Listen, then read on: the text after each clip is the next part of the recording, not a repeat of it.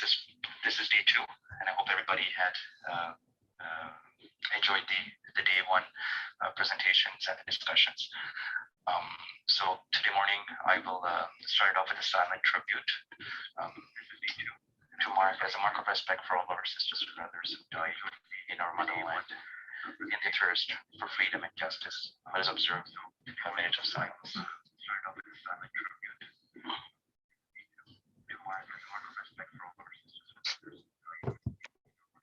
of silence. Thank you.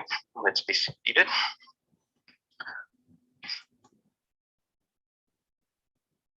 Next, I will share the land acknowledgement.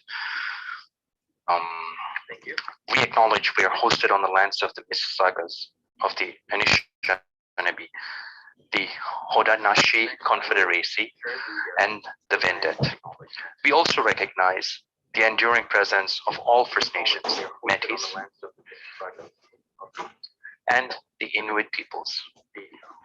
I am Siva Sivaraja, a board member with the Ottawa Tamil Association, and it's my privilege to be your host today for day 2 of the session. Next, I have with me Professor Chandrakantan, who will provide a summary of yesterday's presentations and discussions. Please join me in welcoming Ms. Professor Joseph Chandrakantan.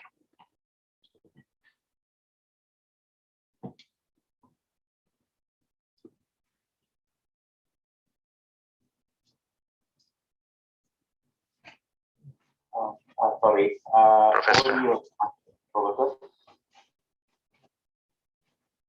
I'm still not Sound ಇಲ್ಲ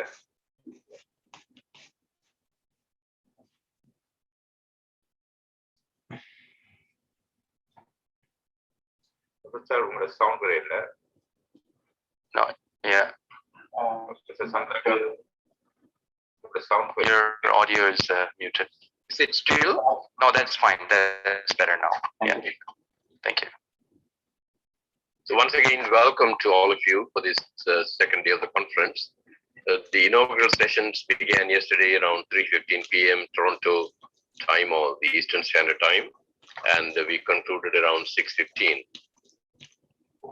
The first presentation was given by the Honorable Prime Minister of the Transnational Government of Tamil, Mr. Rudrakumar and Viswanathan, who spoke about the terrorist designation as the form of continuation of politics by other means, meaning the different countries have defined the ban in different words and forms.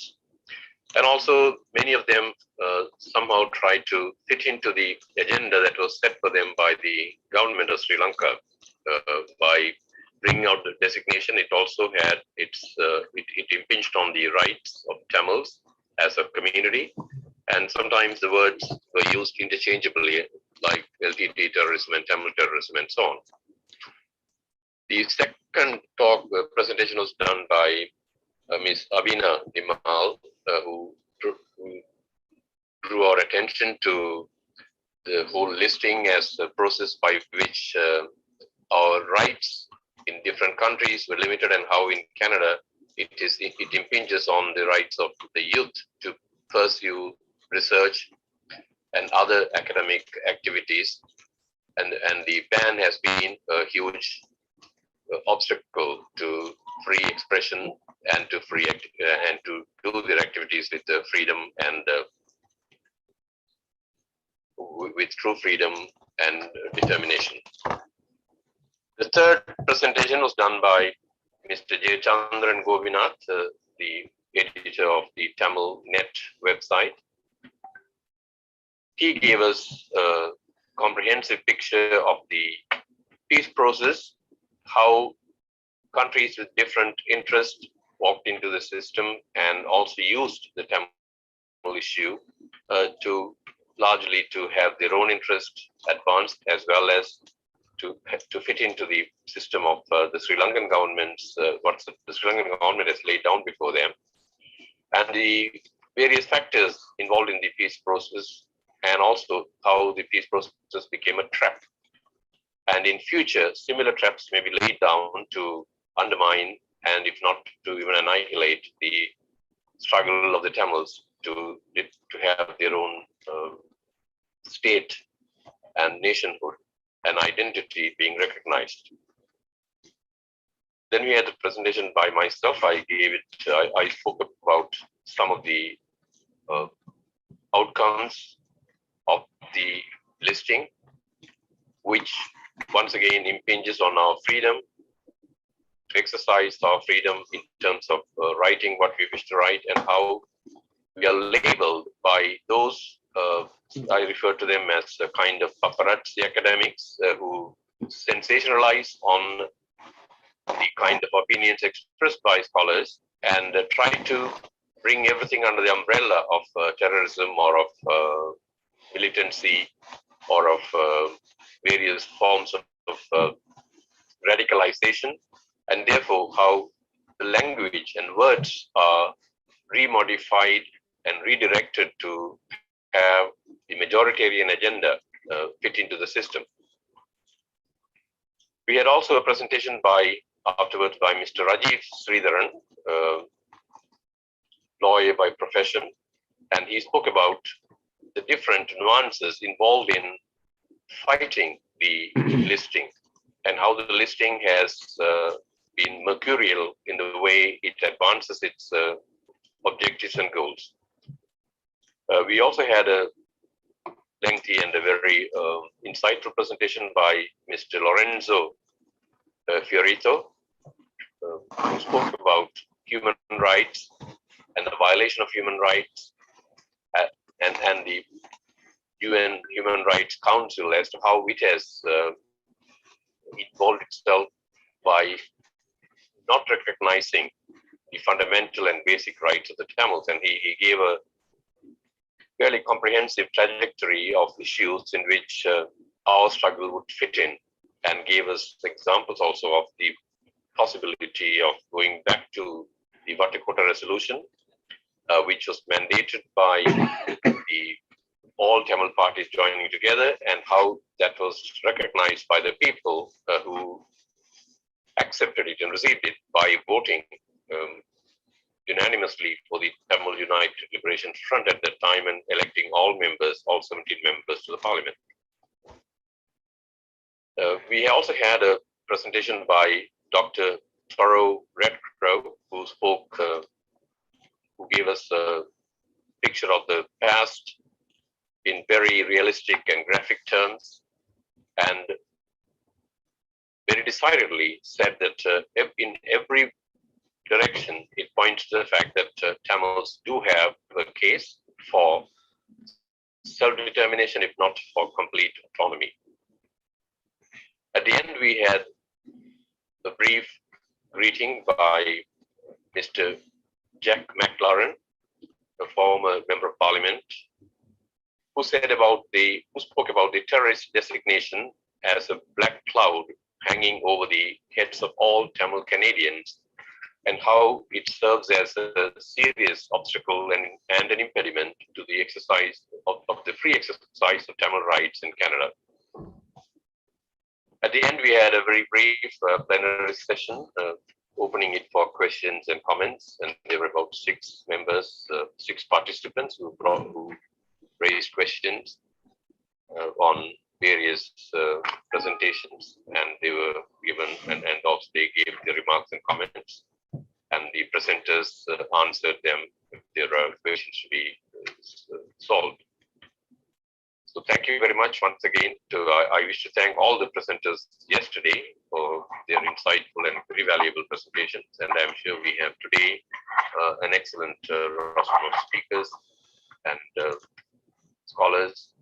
This will certainly be a day of true enlightenment and insights to us. Thank you. Thank you, Professor. That was a great summary, and hope everybody got a recap of what happened if you guys missed it yesterday.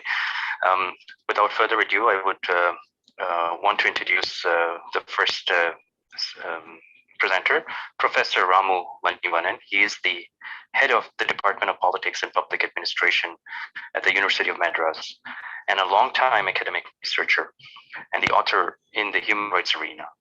His voluminous work on the international crimes committed by the Sri Lankan state in and around Mullaivakal is titled Sri Lanka, Hiding the Elephant, documenting genocide, war crimes, and crimes against humanity.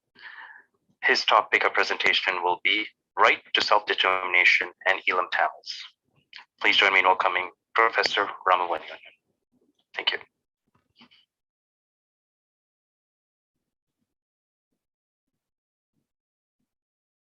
Joseph Chandrakanthan, you're on mute, but I can see that you're sharing.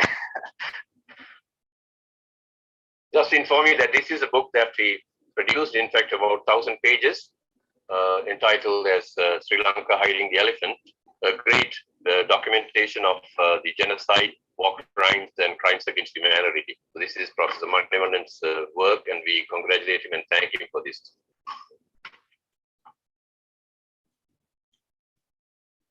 Thank you. Professor Ramu Manivanan, please unmute yourself.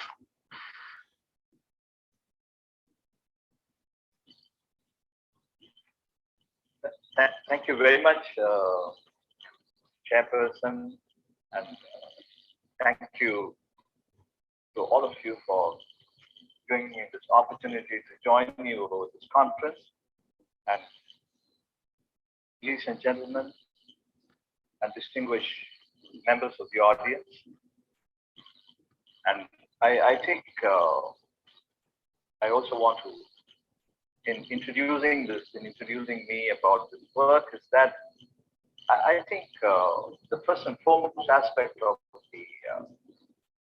the Sri Lankan, the state of the human rights situation, as well as about the Sri Lankan polity itself. It's a matter of great concern at this moment. So to hold this conference makes a great sense to all of us, and to the Tamils and to the international community as well.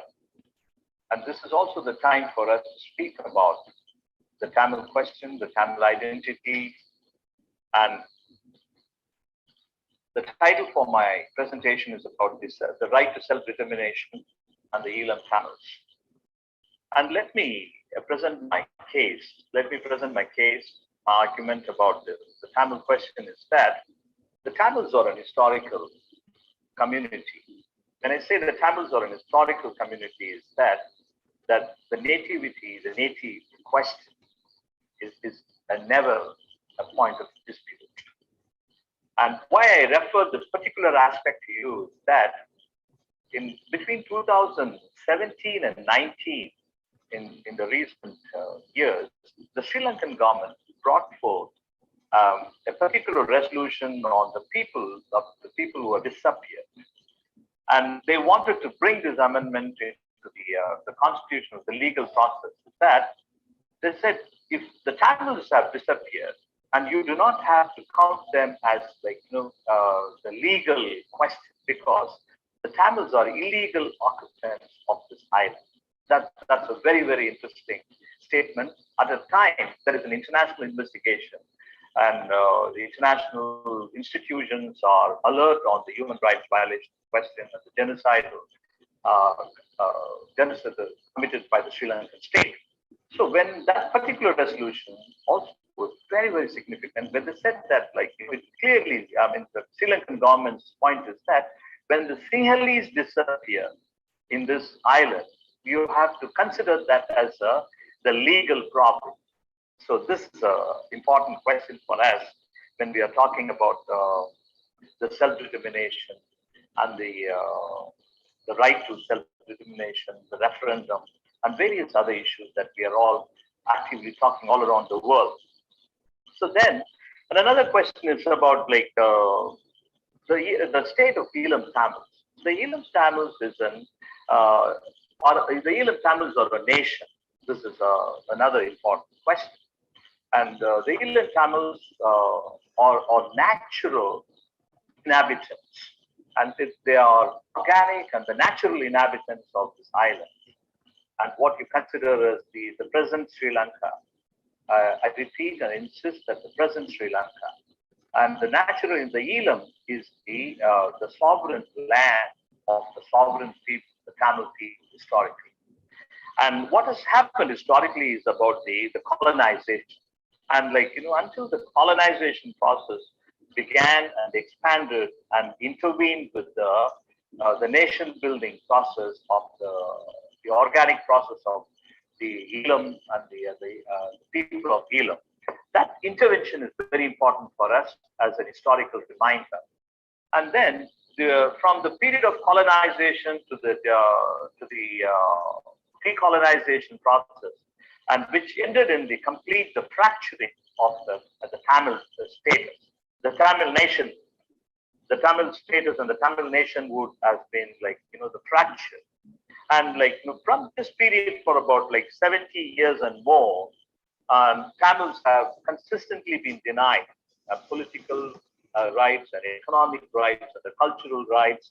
And so this during this period, through various economic programs and the colonization, and then the colonization is Sinhala colonization is a very intrinsic to the economic agenda. Whether you talk about the Mahabali project or the water and water irrigation projects, then subsequent what you call the land management issues, the land issues, and besides what you call as the educational questions and the standardization policy and the Sinhala only. And like, why I mention all about this is, and where do we draw the right to self-determination?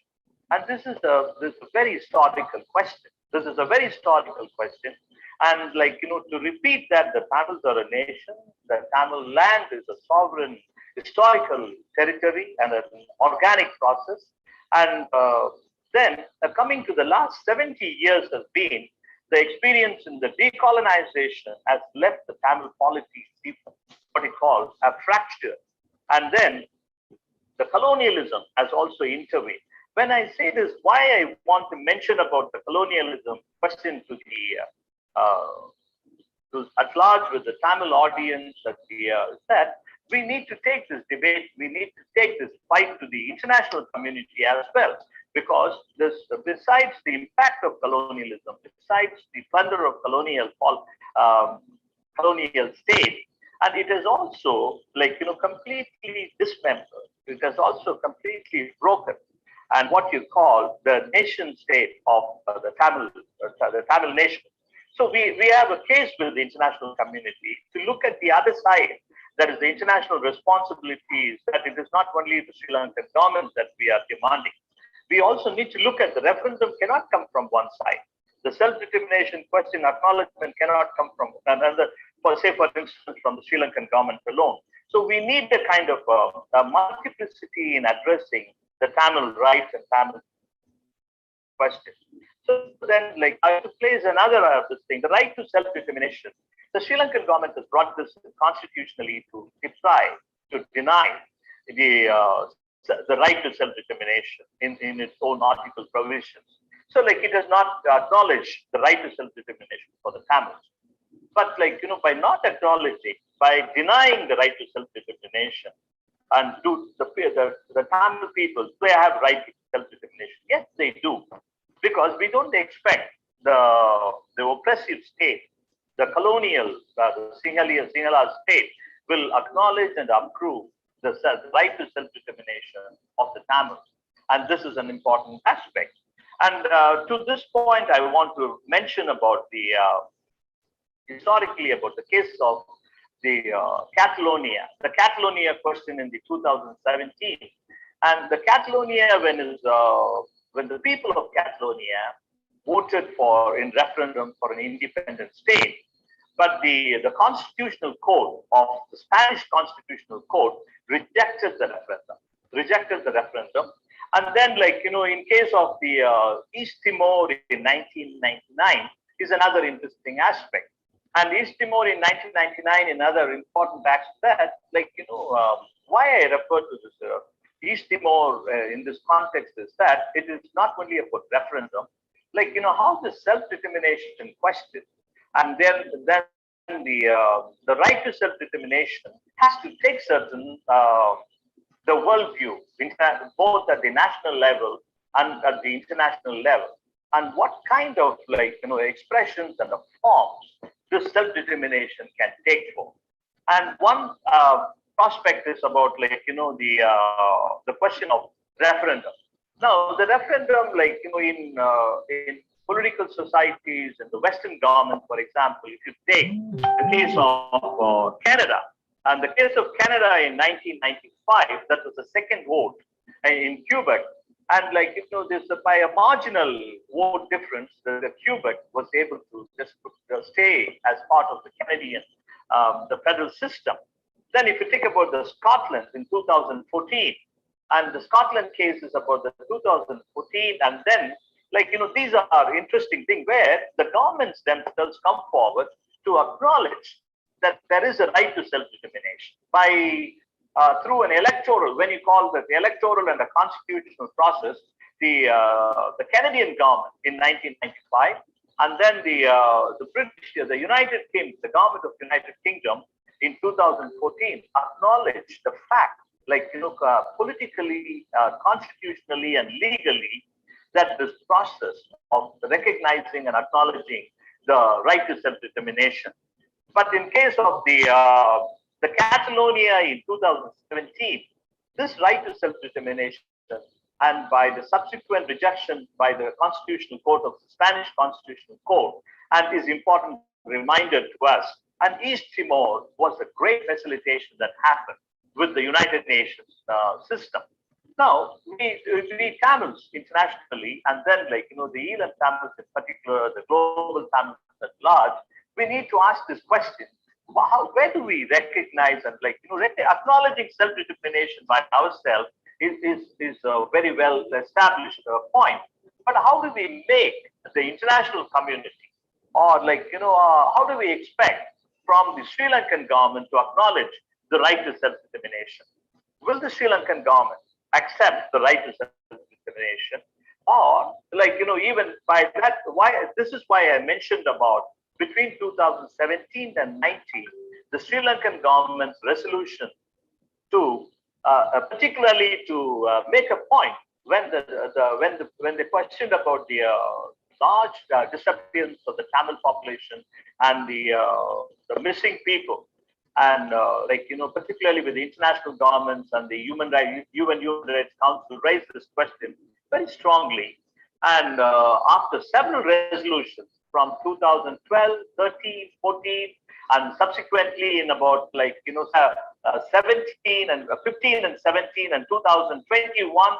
So there's a very strong 2021 is a very strong reference to that the Sri Lankan government can no longer comply. There is no confidence in the Sri Lankan government that, like, you know, it will comply by any domestic mechanism or any hybrid mechanism, hybrid system of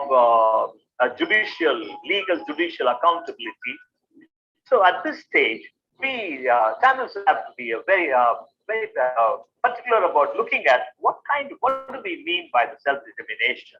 We agree and understand that, like, you know, the right to self-determination, and that, like, you know, political rights conceived by people who lost political rights, who lost civil rights, who lost their economic rights, and then who are facing what you call huge loss of land, something like, you know, 70,000 acres of land, and then, like, you know, the vast militarization in the north and east, and there is a continuous demographic genocide is happening, cultural genocide, and demographic genocide is taking place. a very systemic violence has been launched. So at this stage, what do we mean by our self-determination, right to self-determination? What kind of expressions that this self-determination can take form? And I understand that, like, self-determination cannot be a one-way process. Not only of the people who are being kind of like subject to violence, subject to this oppressive cultural, what you call it, systemic violence, or a genocide, demographic genocide, or cultural genocide, and looking at. So we are looking at a political solution. When we are talking about self-determination, we are talking about a political solution and a political resolution of this conflict. And we need to draw this attention of the international community to a point. But this is not something, a domestic conflict in Sri Lanka. A domestic conflict in Sri Lanka, because why I say this point that this is not a domestic conflict means we have always been treated, this is a conflict between the Sinhalese and the Tamils. But let's move beyond this point of the Sinhalese and the Tamils, because we are located, we are a seafaring community. We are seafaring people in South Asia and in the international environment. So, globally, we have to be seen, the sea, the land, and then as well as the political rights of these people cannot just be confined to a kind of a dialogue between the oppressor and the oppressed. So there is a global responsibility, and this is one of the reasons I say that why colonialism, reference to colonialism, like when we are talking about remedial justice to the Sri Lankan government and addressing that to the international United Nations and the Security Council, that we are looking at remedial justice. But this remedial justice is not only from the Sri Lankan government, but also the impact of the colonialism as well. So there is a twin-edged fight we have to take for.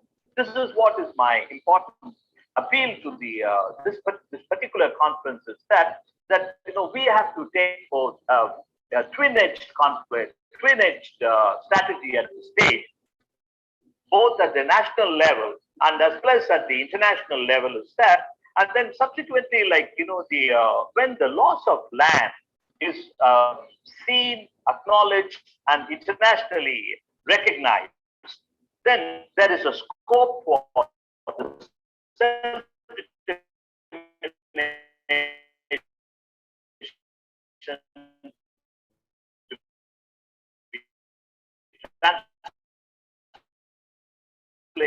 to be transformed into the continuing of the Sinhala colonization. Then when the land, what you call the homeland concept, which is the homeland, the entire, even after, if you take the map of 1948 of the Northern East, and the map in the 1970s, and the map in the 1980s, and now the map is completely different. You know how much land is, or the Sri Lankan government has systemically carved out of the Northern East. And now they want to carve into the territory, what they are doing in the changing the map of the Northern East itself. So that is a very important point to raise to the international community. So, if the Sri Lankan government does not acknowledge the right to self-determination of the people, then why is it that changing the demography of the land that the people of the Tamils are claiming to be their homeland? This is a very important question. So this can be, it's not something this can be argued in the court alone. And my point is that this is not something we are arguing in the international ICC or the international court, ICJ. And then, but more important thing is that how can we take this reference to this thing? One of the expressions of the right to self-determination is the referendum.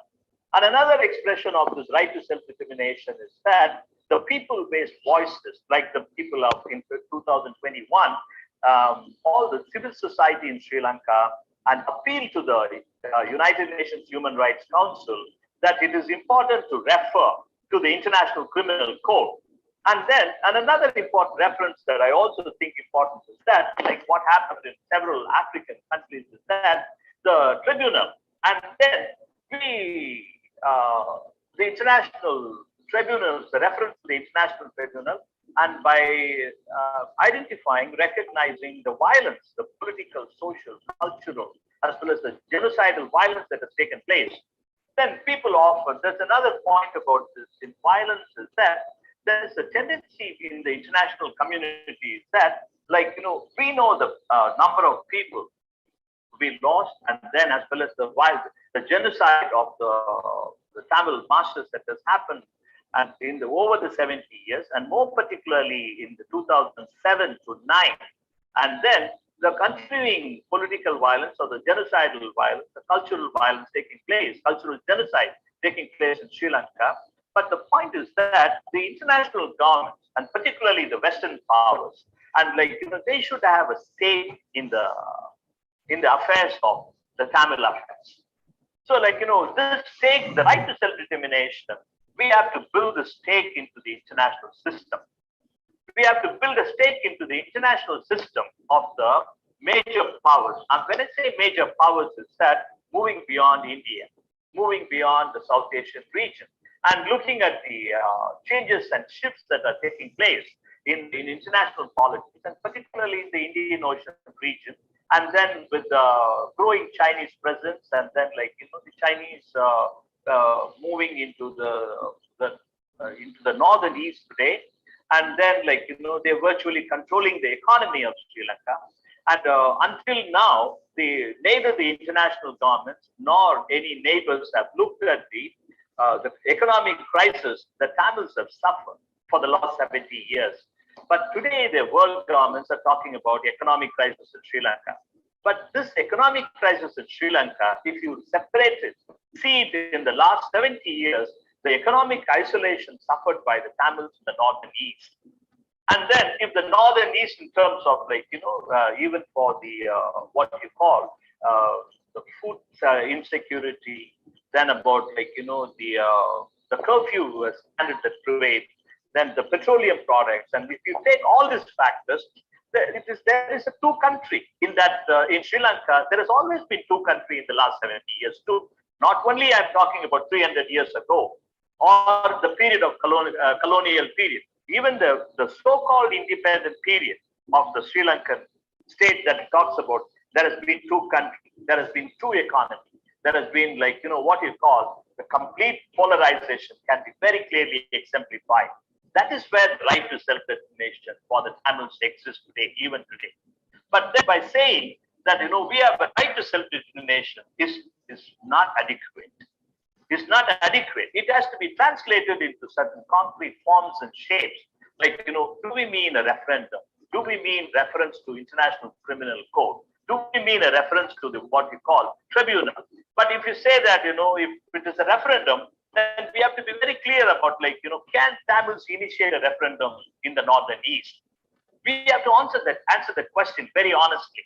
And then, should the referendum come through intervention like what happened in East Timor? And can it happen how it happened in Catalonia? And or do we need an intervention like what happened in East Timor? It can never happen in the way it happened in Scotland and in Cuba. So we should know where we stand. Then, can we mobilize the international governments through the UNHCRC? Because UNHCRC is close to saying that we should refer the matter, the subject, to the International Criminal Code. They are very close to saying that, but they are not saying. They may not say for another 50 years. But we have to ensure how do we bring this kind of a reference to this, highlighting this reference, pushing the international government. But to push the international government, we have to build stake. This stake has to come politically. This stake has to come politically. This construction of this, Tamil stake into the international system, we have to believe and imagine and believe ourselves to be the international crisis, not simply a crisis inside a small island in Sri Lanka. So, why this international crisis is that it involves a seafaring community. It involves what you call a community that is dwelling in the Indian Ocean region, and not only in South Asia, neighboring India. If India is concerned, it should it should see the Elam Tamils. But the Elam Tamils should look beyond India, should look beyond Indian Ocean, to present themselves as stakeholders And through this take only, I see this relevance of the self-determination taking a form like, whether it is referendum or reference to the International Criminal Court, and or it is to a criminal tribunal. And there we should also continue to play that this is not just an isolated civil war or a kind of ethnic conflict in Sri Lanka, but this is an international concern, the human rights issue, and a genocide. And to this, that we need a political state. We need to build and to commit to this international stakeholding, Tamils as stakeholders in international relations in the Indian Ocean region. So these are my very humble reflections, and by way of summing up the presentation, I would like to say that Tamils are a nation, Tamils are a sovereign, Tamils have had a sovereign land, and this land, what exists today in the northern east and is in the Elam, that is where we draw this right to self-determination, because land is the basis of right to self-determination, and people's suffering constitutes the reasons to intervene and provide a political solution. Thank you very much for giving me this opportunity to share this reflection. Thank you all once again. Thank you, Professor Ramamanivanan. That was a great reflection on self-determination. Next, I would like to introduce our next presenter, Ms. Kalainila Kalayarasu, who is an advocate and solicitor of the High Court of Malaya, legal team of the judicial review application by Balamurgan Veerasamy against the Malaysian Home Affairs Ministry.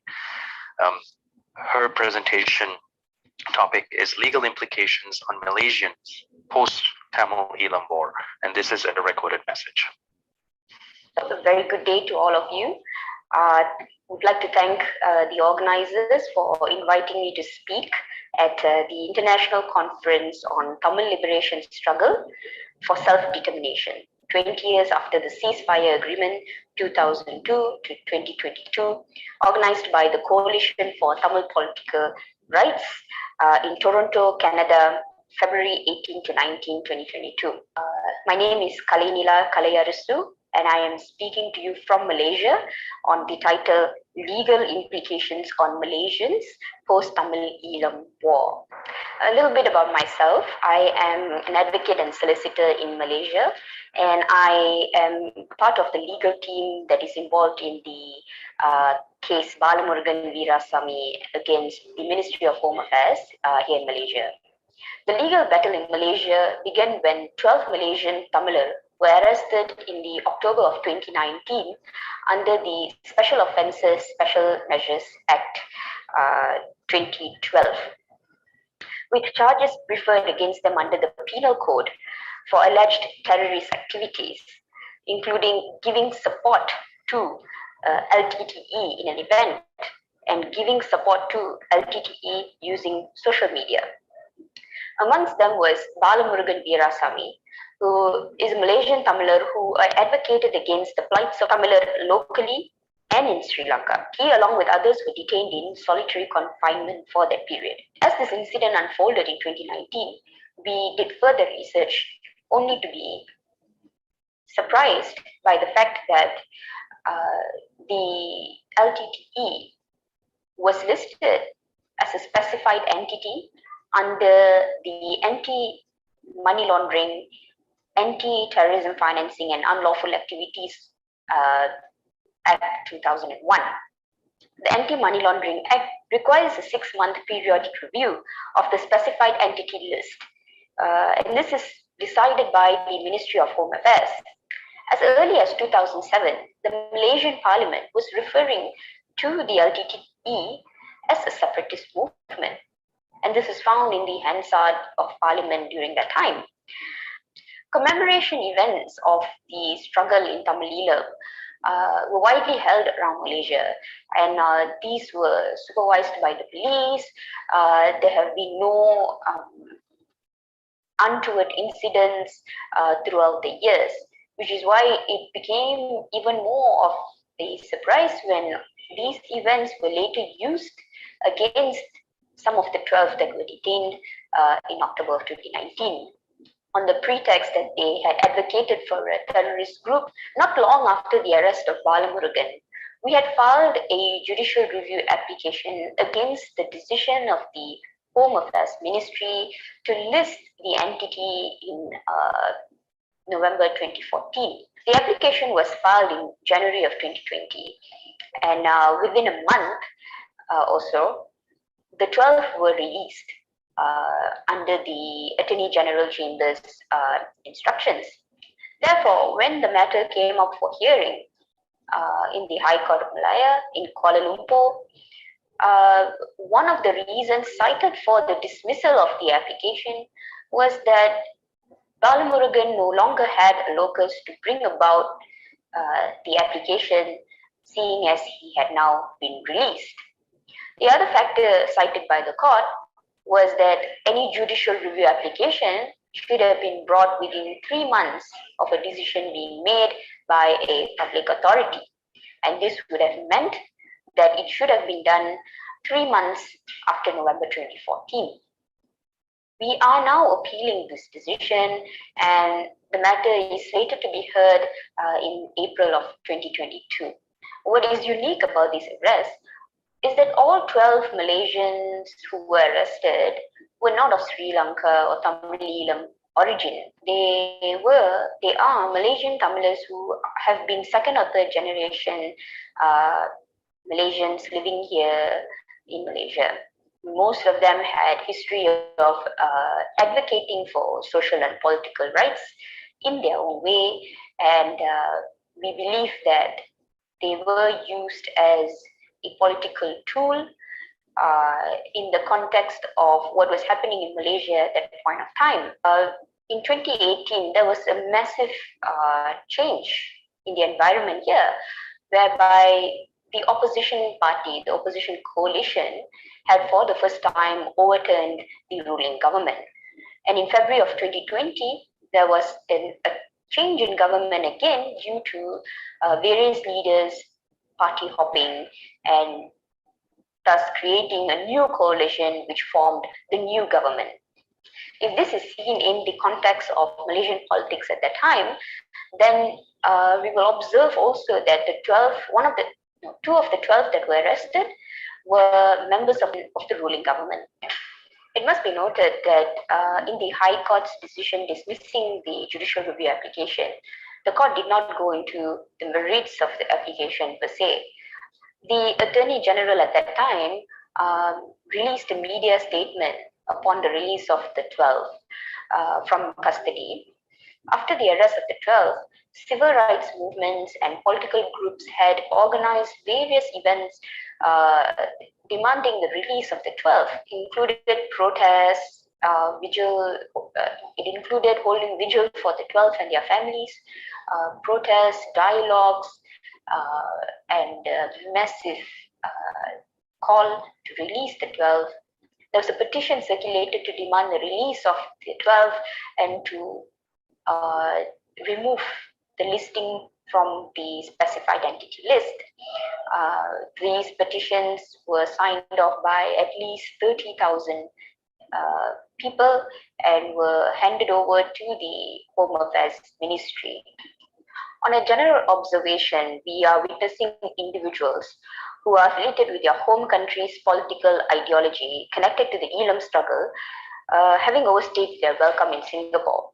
Closer to home, Balamurugan's family and friends who had been working in Singapore have been refused entry to the country due to their affiliation to him, some having lost their PR of 25 years without any criminal record. We see a Tamil phobia spreading across at government administrations in Southeast Asia. It is our humble opinion that we need to bring about a global confidence against this mindset in Asia, which will bring about a transformation in legal implications across the board. Once again, I thank you for having me here. It has been a great opportunity to be a part of this conference. Nandri Vanakkam. Thank you for the presentation from Ms. Kalainila Kalayarasu from Malaysia. Next, it's my privilege to introduce Professor Peter Schock. He is the chair, Professorship of History of Religions, especially Hinduism and Buddhism at Uppsala University. Though he is now retired, he keeps on his many research interests in religious expressions in intra and interstate conflicts in South Asia and Southeast Asia. He has been engaged in Tamil studies since the 1970s and started his field working in Sri Lanka in 1970. Peter Schock was behind the very productive exchange program between Yalpanam University and Uppsala University since the 1970s.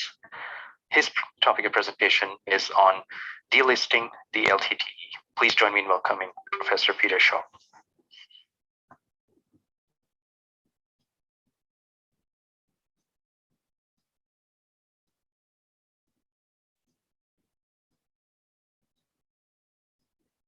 Can we unmute Professor? His microphone is not.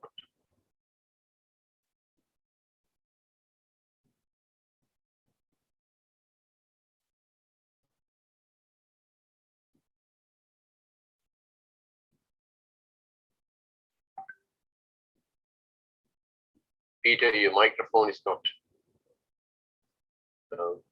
on yet.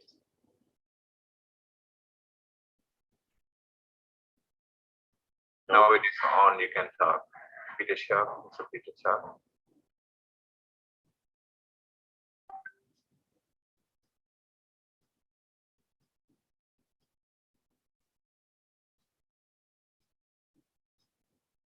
Mr. Peter Schock is unmuted. You can start.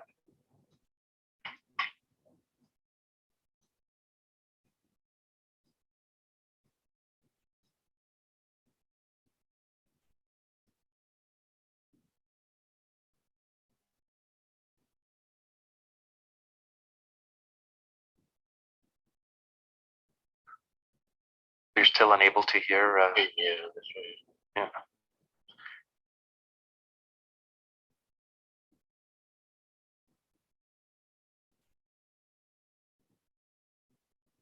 I guess we will continue with the next program until we can resolve the technical difficulties with Peter Schock's audio. So moving forward with the agenda for this morning, I can introduce, it's my privilege to introduce Ms. Saujaya Joseph. She's an attorney at law with a postgraduate degree in international law and European law. She has advocated for Elam Tamil rights at the United Nations Human Rights Council, as well as working towards equal and just treatment for Tamil people on the island of Sri Lanka in collaboration with different stakeholders. Professionally, she works as a finance lawyer with experience in London and Zurich. The topic for her presentation will be 20 years after the ceasefire, strategic considerations for Tamil aspirations.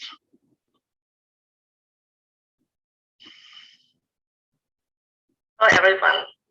First of all, thank you to the conference organizers for inviting me to participate in this important conference. Today, I will present some of my thoughts and observations for strategic change in Tamil diplomacy, which is by no means exhaustive, but a starting point. I believe that the Tamil advocacy has become more multifaceted, and the different approaches for justice and accountability should be more strategically aligned and complementary. The current world order is transforming, which may give us a window of opportunity to call for a referendum.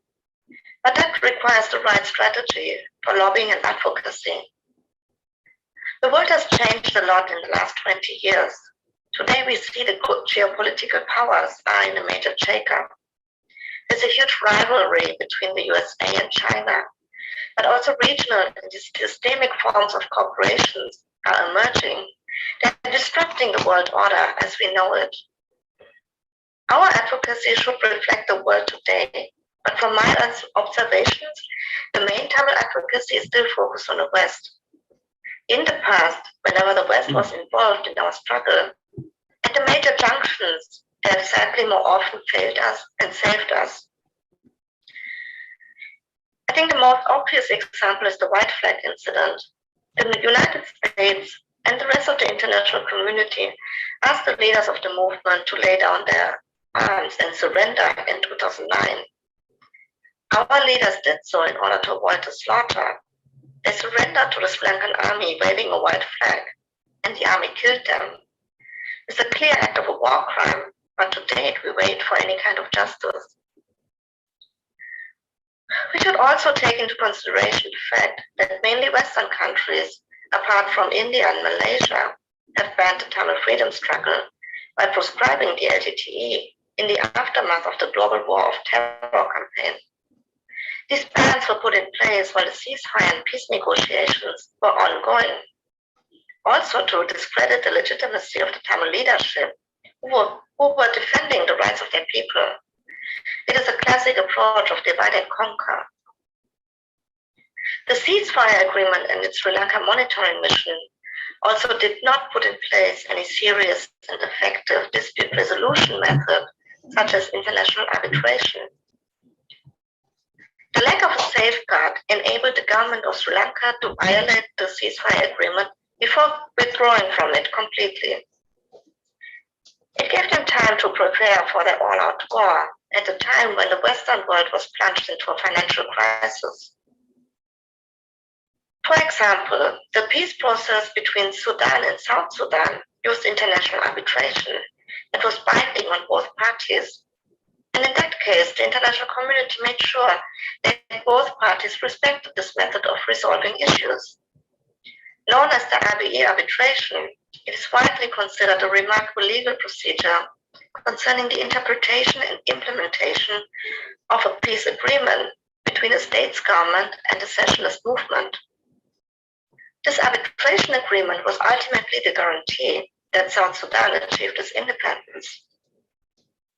Coming back to the international community and its behavior towards the Tamil struggle, we have to also add that at the end of the war, the United Nations neglected any form of protection for the Tamil people and allowed a massive onslaught, which we identify as the first genocide of the 21st century. United Nations personnel withdrew from Sri Lanka, enabling that the slaughter took place without witnesses. Our lobbying strategy at the Human Rights Council after the war has ended has not resulted in any kind of justice, accountability, and reparations yet. It seems that too often self-appointed leaders of the diaspora, as well as some elected parliamentarians from the ground, who look with Western countries to limit and deflect our demands for their own political gain and access rights with the powerful in the wealthy Western countries, partly former colonizers. After the end of the war, we have demanded an international independent investigation. But now we are led to believe that sanctions, and those are not even trade sanctions, will get us justice. The report of the UN High Commission of Human Rights recommended for member states to explore, quote, targeted sanctions such as asset freezes and travel bans against credibly alleged perpetrators of grave human rights violations and abuses, quote end. How are travel bans any kind of justice for the many lost in the conflict and those suffering now? Our demands were watered down to the point that we perceive this kind of actions, if they succeed, as a win, a deflection from the main goals and aspirations.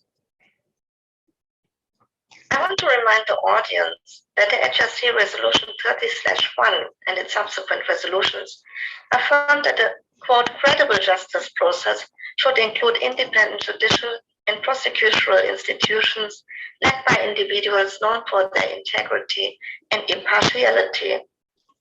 Despite the hybrid justice process, including foreign experts, 5 years have gone by and Sri Lanka did not establish any kind of justice mechanism, not even a domestic one. In fact, they just withdraw from their commitments. Instead, the current strategy seems to want to make use of sanctions in conjunction with universal jurisdiction. As a recent event held by the International Truth and Justice Project pointed out, travel bans undermine the exercise of universal jurisdiction. The offender must be on the soil of the prosecuting state in order to be arrested and tried. Travel bans are a way to make sure that the strategy of universal jurisdiction becomes not feasible. Also, many Western governments are slow to use universal jurisdiction against international war criminals, as it may affect their geopolitical and economic interests. However, there are some ongoing cases based on universal jurisdiction in Sweden, Germany, and Finland, which involve alleged war criminals from Iran, Syria, and Liberia. Those are all countries almost completely out of the sphere of the Western influence. Whereas Sri Lanka is right in the middle of geopolitical tensions, and hence the likelihood of pursuing justice via the route of universal jurisdiction seems minimal. The recent Human Rights Council resolution from last year, March, mandates the Office of the UN High Commissioner for Human Rights to investigate and collect evidence for future accountability processes for violations of international law. Collecting this evidence is supposed to lead to an application of universal jurisdiction within member states. However, the use of targeted sanctions to penalize alleged war criminals and bans them from traveling cannot meaningfully be used in addition to universal jurisdiction in the same country, as those measures do not complement each other but block each other. It's important that the Tamil advocacy considers coherent strategies on which approaches to use to achieve accountability. It also demands to refer Sri Lanka to the International Criminal Court. Only individuals can be referred to the ICC. However, there's a case now filed with the chief prosecutor of the ICC. The ICC submission accuses, amongst others, the current president of Sri Lanka of crimes against humanity, such as deportation, persecution, torture, and violation of the right of return. This would be a small step towards justice if the chief prosecutor decides to investigate. However, we should not expect more support on any kind of ICC referrals from the USA or UK specifically. The USA is not a signatory to the Rome Statute and hence denies the authority of the ICC. Whereas the UK has ratified the Rome Statute, but for political reasons will likely not back any referral to the ICC, as both countries harbor their own alleged war criminals for the invasion of Iraq. I think we have to look at the geopolitical realities of the current world. Looking at the state of the West, we can see that the spirits of liberal values and democratic rights are increasingly declining. USA had 4 years of Trump, who has spoken to the right-wing electorate. He built a foundation for fascism to thrive in the USA. During the 2016 election, President Obama told high-ranking Democrats that Donald Trump was a fascist who must be kept out of the White House. Despite the fact that there's currently a Democratic president at the top, the antique-wheeling with the January 6th insurrection shows that the USA is likely on its way to become a fascist country. 20 years ago, a figure like Trump becoming president of the United States was unimaginable. Several countries in Europe, including the United Kingdom, drifted into fascist slogans and mentalities. It will be increasingly harder to bring forward any kind of justice for the Tamil people if we solely rely on these countries. What we are seeing now is a change in global power structures. The world is not divided anymore in good and evil as easily, and the West is not the protector of international law and order anymore. It is China which seeks to establish its footprint as a superpower. And it is China who wants to show the image of retaining multilateralism based on international law. However, it needs to be said also that they ignore the system if it does not suit them. But I would like to illustrate the importance of China in the 21st century. China pursues the dream of re-establishing the Middle Kingdom, the rise of the Chinese nation. For that, they are pursuing a holistic strategy, externally as well as internally. Today, China is developing a state-backed digital currency and is years ahead of the USA in this field. They invest heavily in digital infrastructure and are building their presence in cyberspace. They have developed a strategy for space dominance and are now on par with the USA in terms of the number of space missions. They are challenging the West for control of the international system without firing a single shot or dropping a single bomb so far. But at the same time, there are internal military reorganization efforts ongoing to ensure that China will have an effective military which is able to perform military operations and wage successful wars within 30 years from now. This holistic effort of China might enable them to control the narrative of world order. If they succeed in their ambitions, and we as Tamil people do not have any diplomatic relationship with China, we will struggle to fulfill our aspirations. We all know that Sri Lanka is part of China's Belt and Road Initiative, the global infrastructure development project, which is designed to give China greater influence and leadership in global affairs. Yet, the ancient maritime Silk Road went through Jaffna with the cooperation of the sovereign Tamil kingdom under the Chola Empire. The Chinese voyager Zheng He, with a mandate from the Ming dynasty, set up a stone monument on the island, written in Tamil, Persian, and Chinese. He established an agreement of friendship and cooperation with the Tamil-speaking population on the island. This was in 1409, 100 years before Columbus sailed west from Europe to find India and found a continent instead that he called America. The ancient Chinese nation and the ancient Tamil nation saw each other as partners and as equals. Meanwhile, the Sinhala king was arrested by the Chinese government for his crimes. This was in the early 1400s. Coming back to the present, the Chinese ambassador visited the Tamil homeland 2 months ago. He paid his respect to the Tamil people by paying homage to the Nandor temple in Jaffna. It came at a time where Sri Lanka had decided to accept an economic bailout from India to help meet its debt, which meant that the Rajapaksa government was trying to move slowly away from dependence on China. It is possible that China sees the Tamil nation as a counterbalancing force to the Sri Lankan government. India has had a perspective since the late 1970s. It has long used Tamil aspirations to destabilize the Sri Lankan state. It has not actively supported all the resolutions in the Human Rights Council.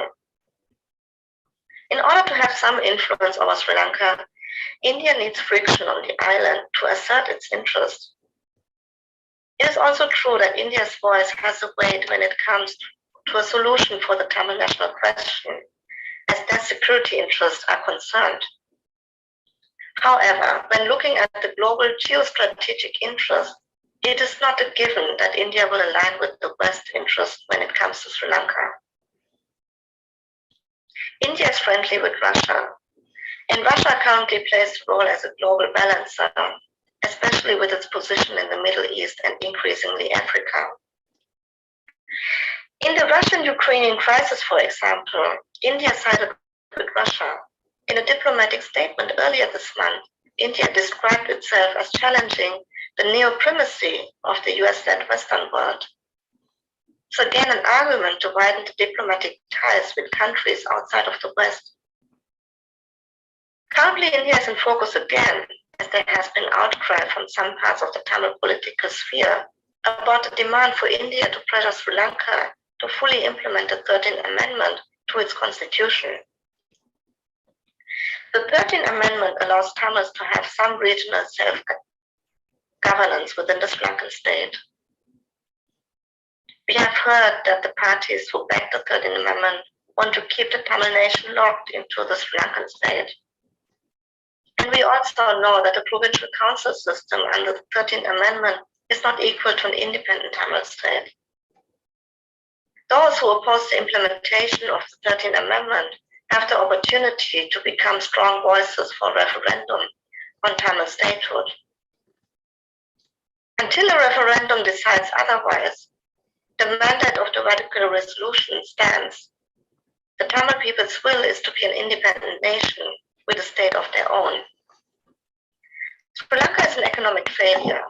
This fact is an embarrassment for its Chinese protectors. China was at the side of Sri Lanka from the days of the war with the expectation that the end of the war would bring stability and prosperity to the island. This partly explains their huge investment into Sri Lanka. More importantly, China has been a protector at the Human Rights Council for Sri Lanka since at least 2009. Now, there's no economic stability for investors in Sri Lanka, including Chinese investors. Many foreign observers and even the Sri Lankan government have realized that the solution comes from the business acumen and international connections of the Tamil diaspora. It comes from our power to help international investors realize rewards for their risk. We must demand in return for our contribution to the financial and political stabilization of the region, for the global investment community, diplomatic recognition for an independent state of our own. We have to become partners. When we control the narrative, we control the outcome.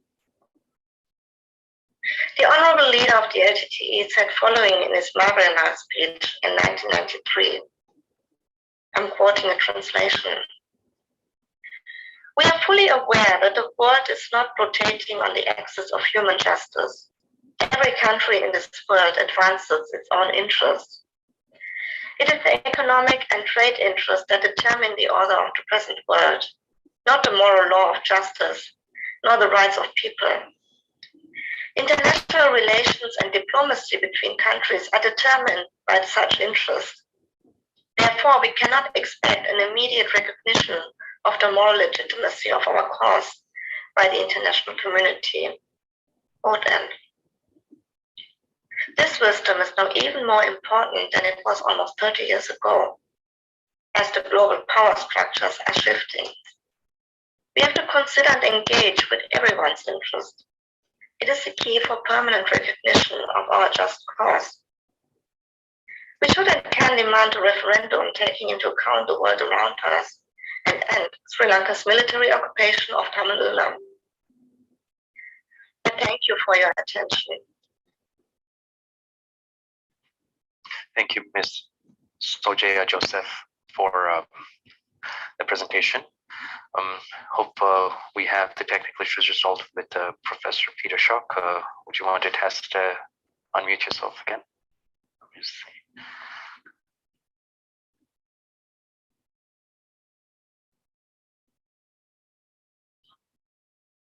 No. Do we want to connect by phone? The audio? We'll connect it by phone actually. Yeah, so he can just go under the mute icon there at the bottom of the screen. And then I think it's the third option that says switch to phone audio from the bottom. Whether his phone will pick it up, I'm not sure.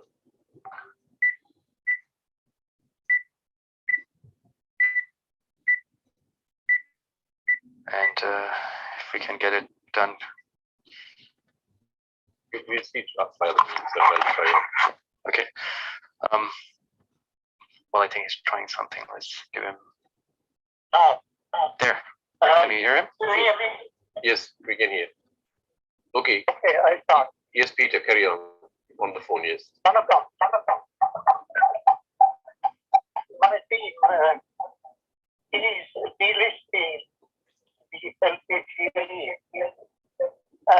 Just a quick question. I think maybe he has to mute the or reduce the audio on the computer, otherwise we get echoes back. You can actually two devices plugged in, maybe. Yeah. Yeah. Or maybe I can just mute him here. Mute his computer, I think. Okay, I have done that. Okay. Yes, Peter, carry on. Okay, my team is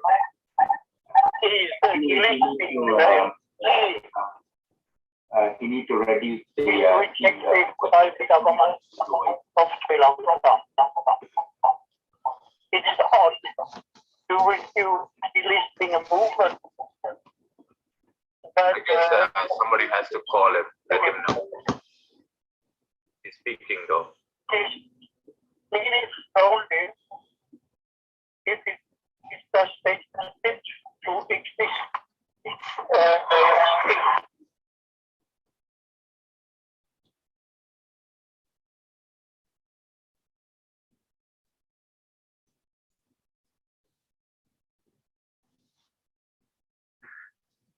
We can't hear him. We can't hear him at all, but maybe we'll move on to the next segment as we resolve the issues, the audio issues there. Next, it's my privilege to introduce Ms. Radhika Sithasabesan. She is a former Canadian politician and activist of Elam Tamil origin. She was formerly part of the New Democratic Party and represented Scarborough Rouge River in the House of Commons of Canada as Member of Parliament between 2011 and 2015. She was the first Tamil to be elected to the Canadian Federal Parliament, as well the first woman of first visible minority to be elected as Member of Parliament for Scarborough Rouge River. Ms. Radhika is currently a professor with the Business School at Centennial College and a PhD student at the University of Toronto. Her presentation topic is on improper decolonization of Sri Lanka. Please join me in welcoming Ms. Radhika Sithasabesan for her presentation. Thank you.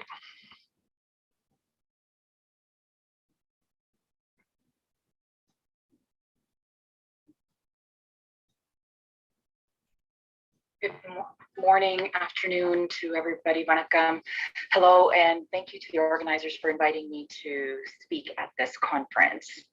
As Sivandan mentioned, my topic, improper decolonization in the creation of Sri Lanka, was inspired by Dr. Desai's recent talk at the event organized by ABC Tamiloli. During his speech, he mentioned that Sri Lanka could be considered a case of improper decolonization. He further mentioned that it might be like the legal case that Mauritius brought to the International Court of Justice regarding the right of self-determination of the Chagosian people, who were either denied the right of re-entry or forcibly removed from the Chagos Islands. I believe that if we look at how Sri Lanka was formed in the first place, this argument holds up very strongly. I'll talk about what effects that has on the de-proscription of the Tamil freedom movement. Improper decolonization took place because the 1948 decolonization of Ceylon did not restore territorial title to the sovereign Tamil people. It gave territorial title over the whole island to the numerical majority, the Sinhalese. Countries like Canada inherit the colonial mentality because they view the construct of Sri Lanka as natural, rather than understanding it to be a measure imposed by the colonizers in 1833. Canada is not a disinterested party. It shares a common legal structure, political structure, and Commonwealth history with the British mother country due to a different history of decolonization for Canada than for Sri Lanka. The island colony of Ceylon should not have been decolonized as a single political unit without any regard to the ethnic groups contained within its borders, though this had worked for some other countries whose borders were created by colonialism. The process of decolonization as a result of the 1833 Cameron-Colbert Commission's merger is incomplete and improper. The price of that incomplete process of decolonization is the decades of strife and uprisals of the Tamils, the Mullaivaikkal massacre, and a war traumatized people. The island gained independence from the British colonial presence for the creation of the Dominion of Ceylon on February 4th, 1948, when Ceylon was given independence from colonial rule. Great Britain had merged the Sinhala and Tamil populations together into one political and administrative unit. So I'll start by talking about the British colonial activity that formed this single political unit, the Colbert-Cameron Commission's recommendations of 1833. According to the Encyclopedia Britannica, the commission made the following recommendations. 1, that the formerly absolute power of the governor of Ceylon be limited by a separation of the executive, legislative, and judicial authorities, a step that would entail the creation of an executive council, which was to act jointly with the governor in decision-making, and a legislative council, which was to include some native Ceylonese members. 2, that all of Ceylon be united under one administrative system. 3, that more civil service posts be open to natives. 4, that a uniform judicial system be created to promote greater efficiency and equal treatment before the law of Ceylonese and Europeans. 5, that Rajakarya, the traditional system of land tenure, be abolished, along with government trade monopolies. And 6, that a uniform system of education be developed with English as the medium of instruction. As we can see, all these reforms, but especially recommendation 2, influence the sovereignty of the Tamil people.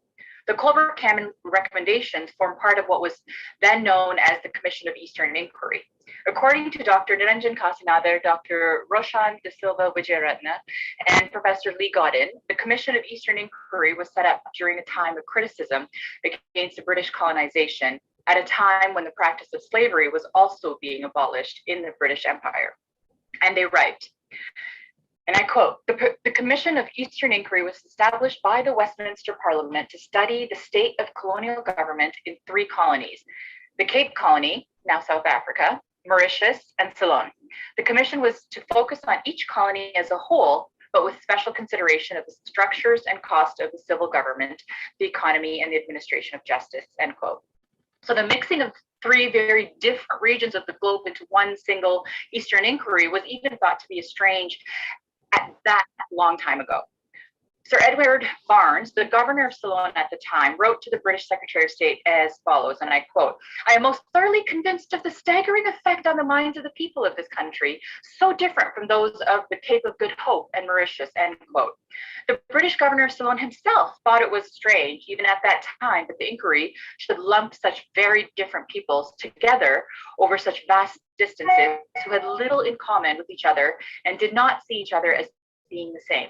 Holden Ferber wrote in 1958 that, and I quote, "The reforms adopted in Ceylon in 1832 to 34 were indeed far-reaching and unprecedented according to the standards of the day," end quote.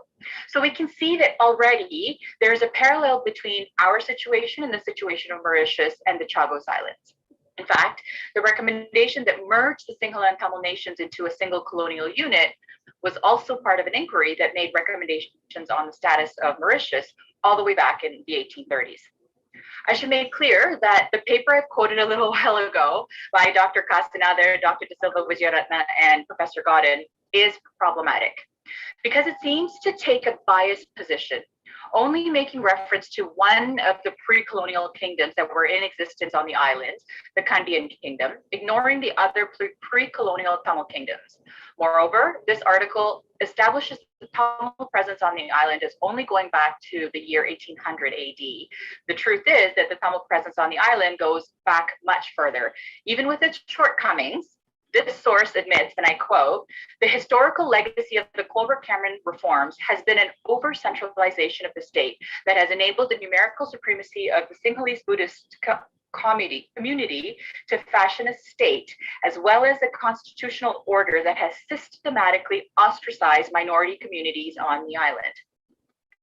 Such has been the marginalization of the Tamil minority, in particular, that it took to arms for a considerable period of the recent past. Bearing in mind contemporary attempts at constitutional reform in Canada, this interrogation of the Colbert-Cameron reforms is a prescient reminder to Sinhalese nationalists that when they valorize the centralized state, they fetishize what was a British colonial creation," end quote.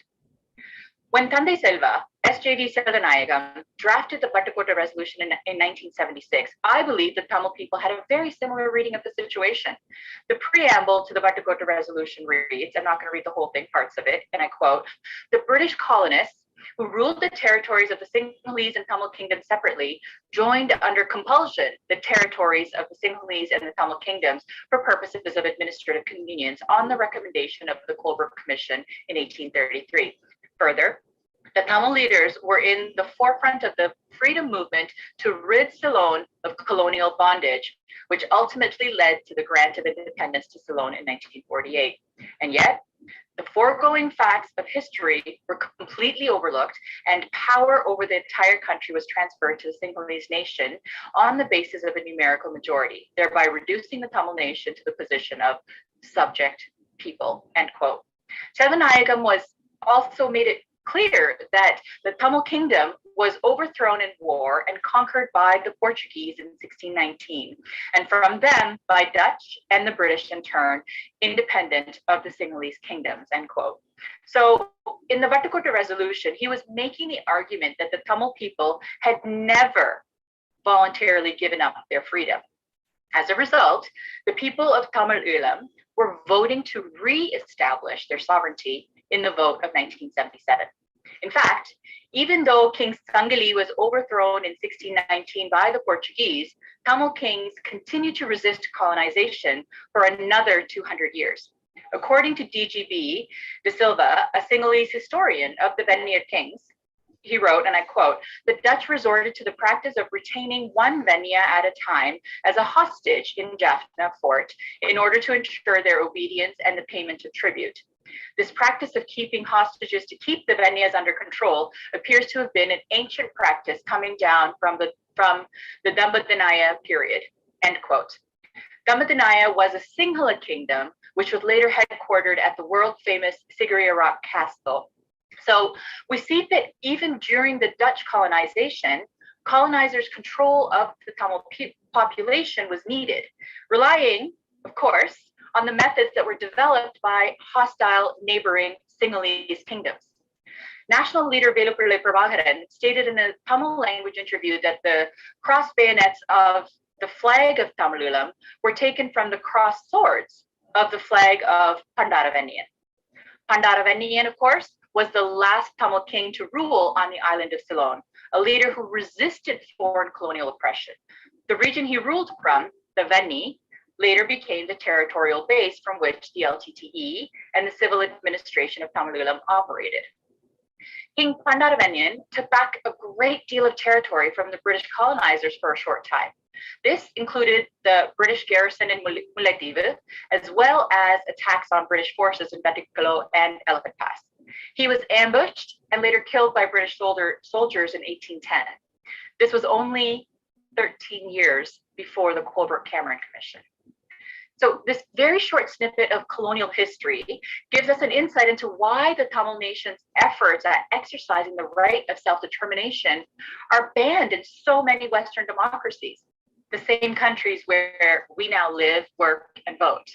Canada's ban on advocacy for the LTTE is rooted in the colonial need to violently repress the Tamil people's leadership, a leadership that has always resisted foreign colonization. Now, before I connect the dots between colonial history, the ban on advocating Tamil self-determination, and improper decolonization, I need to first answer the question, from where did today's bans come? So in 2002, the LTTE and the Sri Lankan government signed a ceasefire agreement. The ceasefire outlined provisional borders for the de facto state of Tamil Eelam based on the LTTE's effective control over territory. In the agreement, these borders were described as the forward positions of the two armies. This ceasefire came as a welcome relief from years of Sri Lankan government aggression against the Tamil people. It was during this time that both the Sri Lankan president and the international news agencies began to describe a separate Tamil de facto state existing in the north and east of the island. And yet, while the Sri Lankan government put on a show of engaging in negotiations with the LTTE, the same Sri Lankan government was busy slandering the Tamil leadership in international forums. In the early 2000s, Western discourse of a new war on terror suddenly became useful to the Sri Lankan state. On one hand, Tamil political leaders were meeting with representatives of governments from other nation states and were trying to build up institutions of Tamil self-governance, while on the other hand, the Sri Lankan army was busy using the ceasefire to upgrade its weaponry and military training, while the government painted Tamils seeking their freedoms as terrorists, recruiters of child soldiers, and extortionists. When Canada banned the LTT in 2006, former Conservative Cabinet Minister Peter MacKay said, and I quote, "The LTTE's repeated use of violence since signing a ceasefire agreement is unacceptable and seriously calls into question its commitment to the peace process," end quote. But it was the Sri Lankan government, not the LTTE, who broke the ceasefire that year, withdrawing from it fully in 2008, of course. In the same statement, MacKay accurately cited the figure that over 60,000 people had been killed in the war to date. He left out the fact that they were mostly Tamil civilian victims and mostly killed by the Sri Lankan government. Canadian newspapers told stories of Tamil gang violence in Scarborough, falsely linking these traumatized and marginalized young men to the LTTE. The Toronto police at the time established the Tamil Task Force to target young Tamils for surveillance. The LTTE was accused of drug trafficking and procuring Tamil women for prostitution.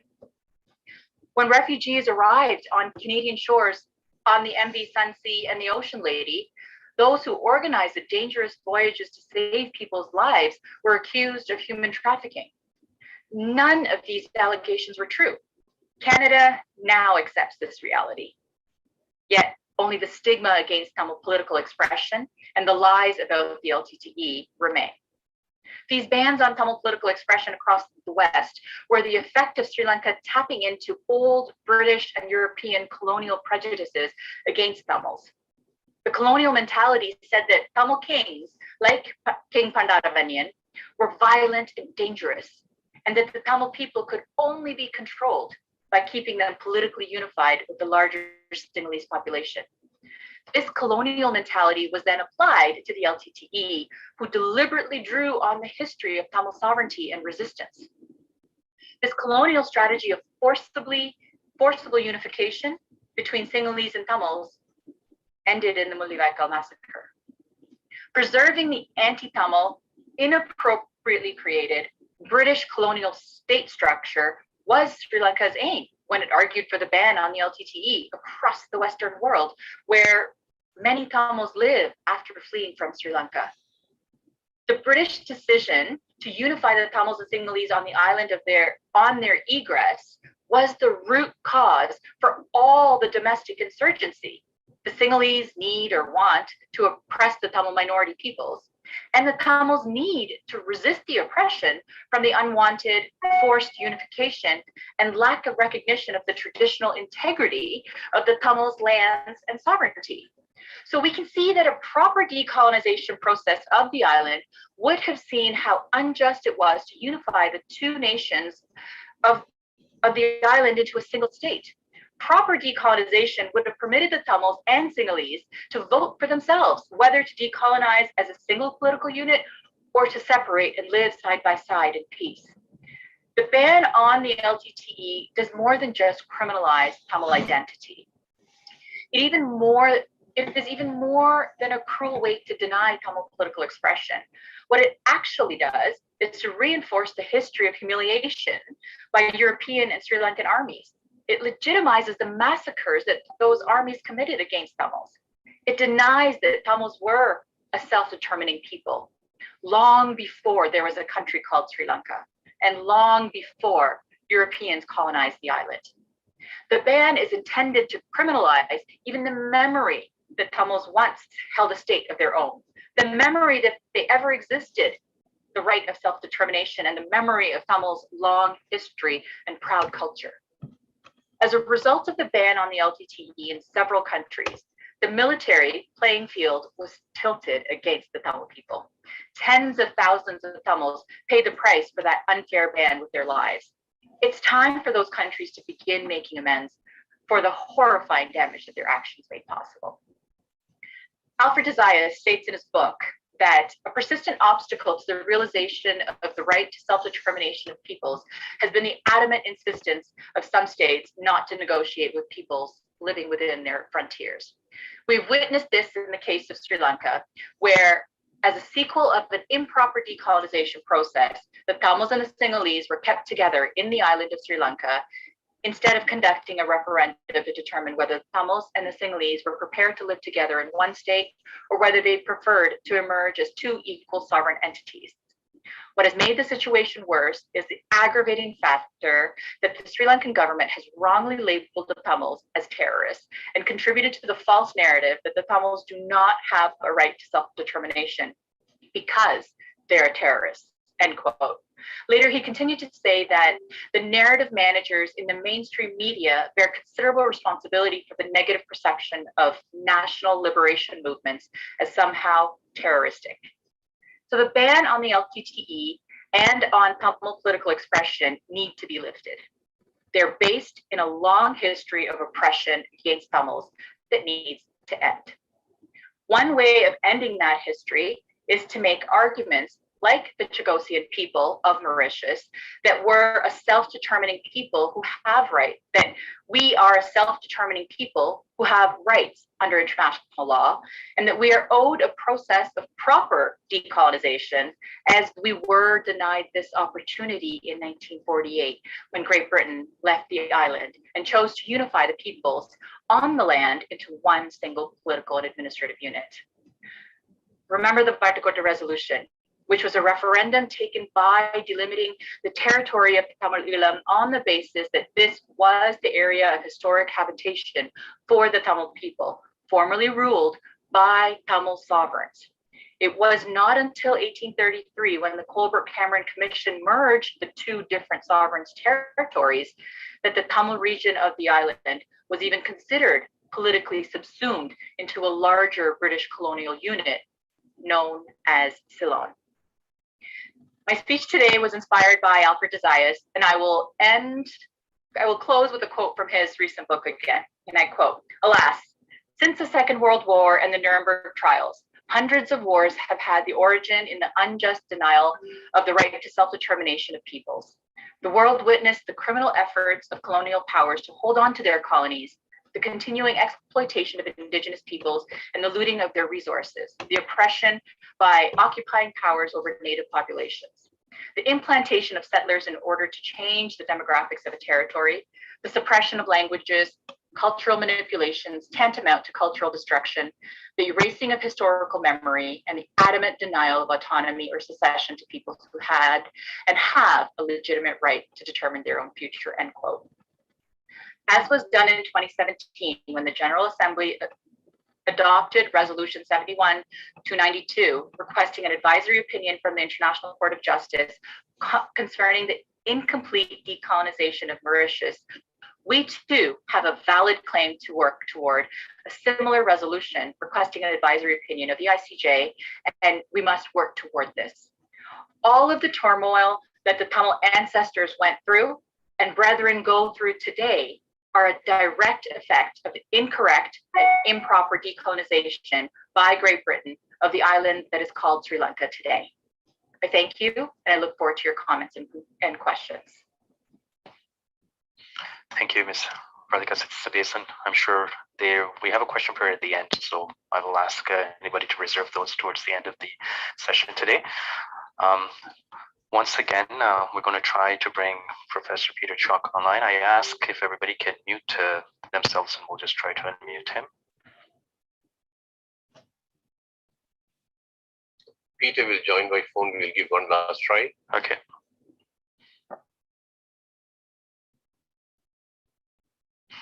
Peter, can you start? Louder.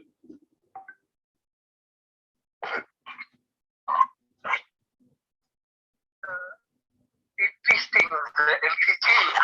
Yes. Of course, by the government of Sri Lanka. I believe that Mr. Peter Schaff has two devices logged in. That's why we hear that echo. Oh, we should be able to try and mute all the speakers and just unmute one, I guess. Let's see.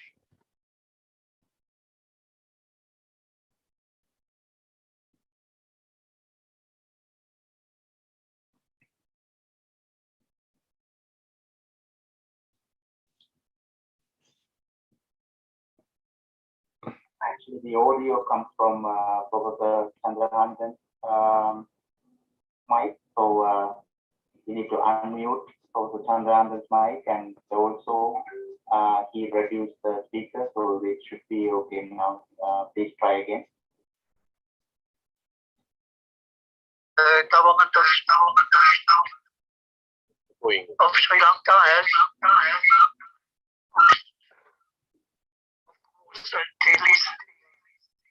I think he has two devices plugged in. He has two devices. but the LTE will fix this.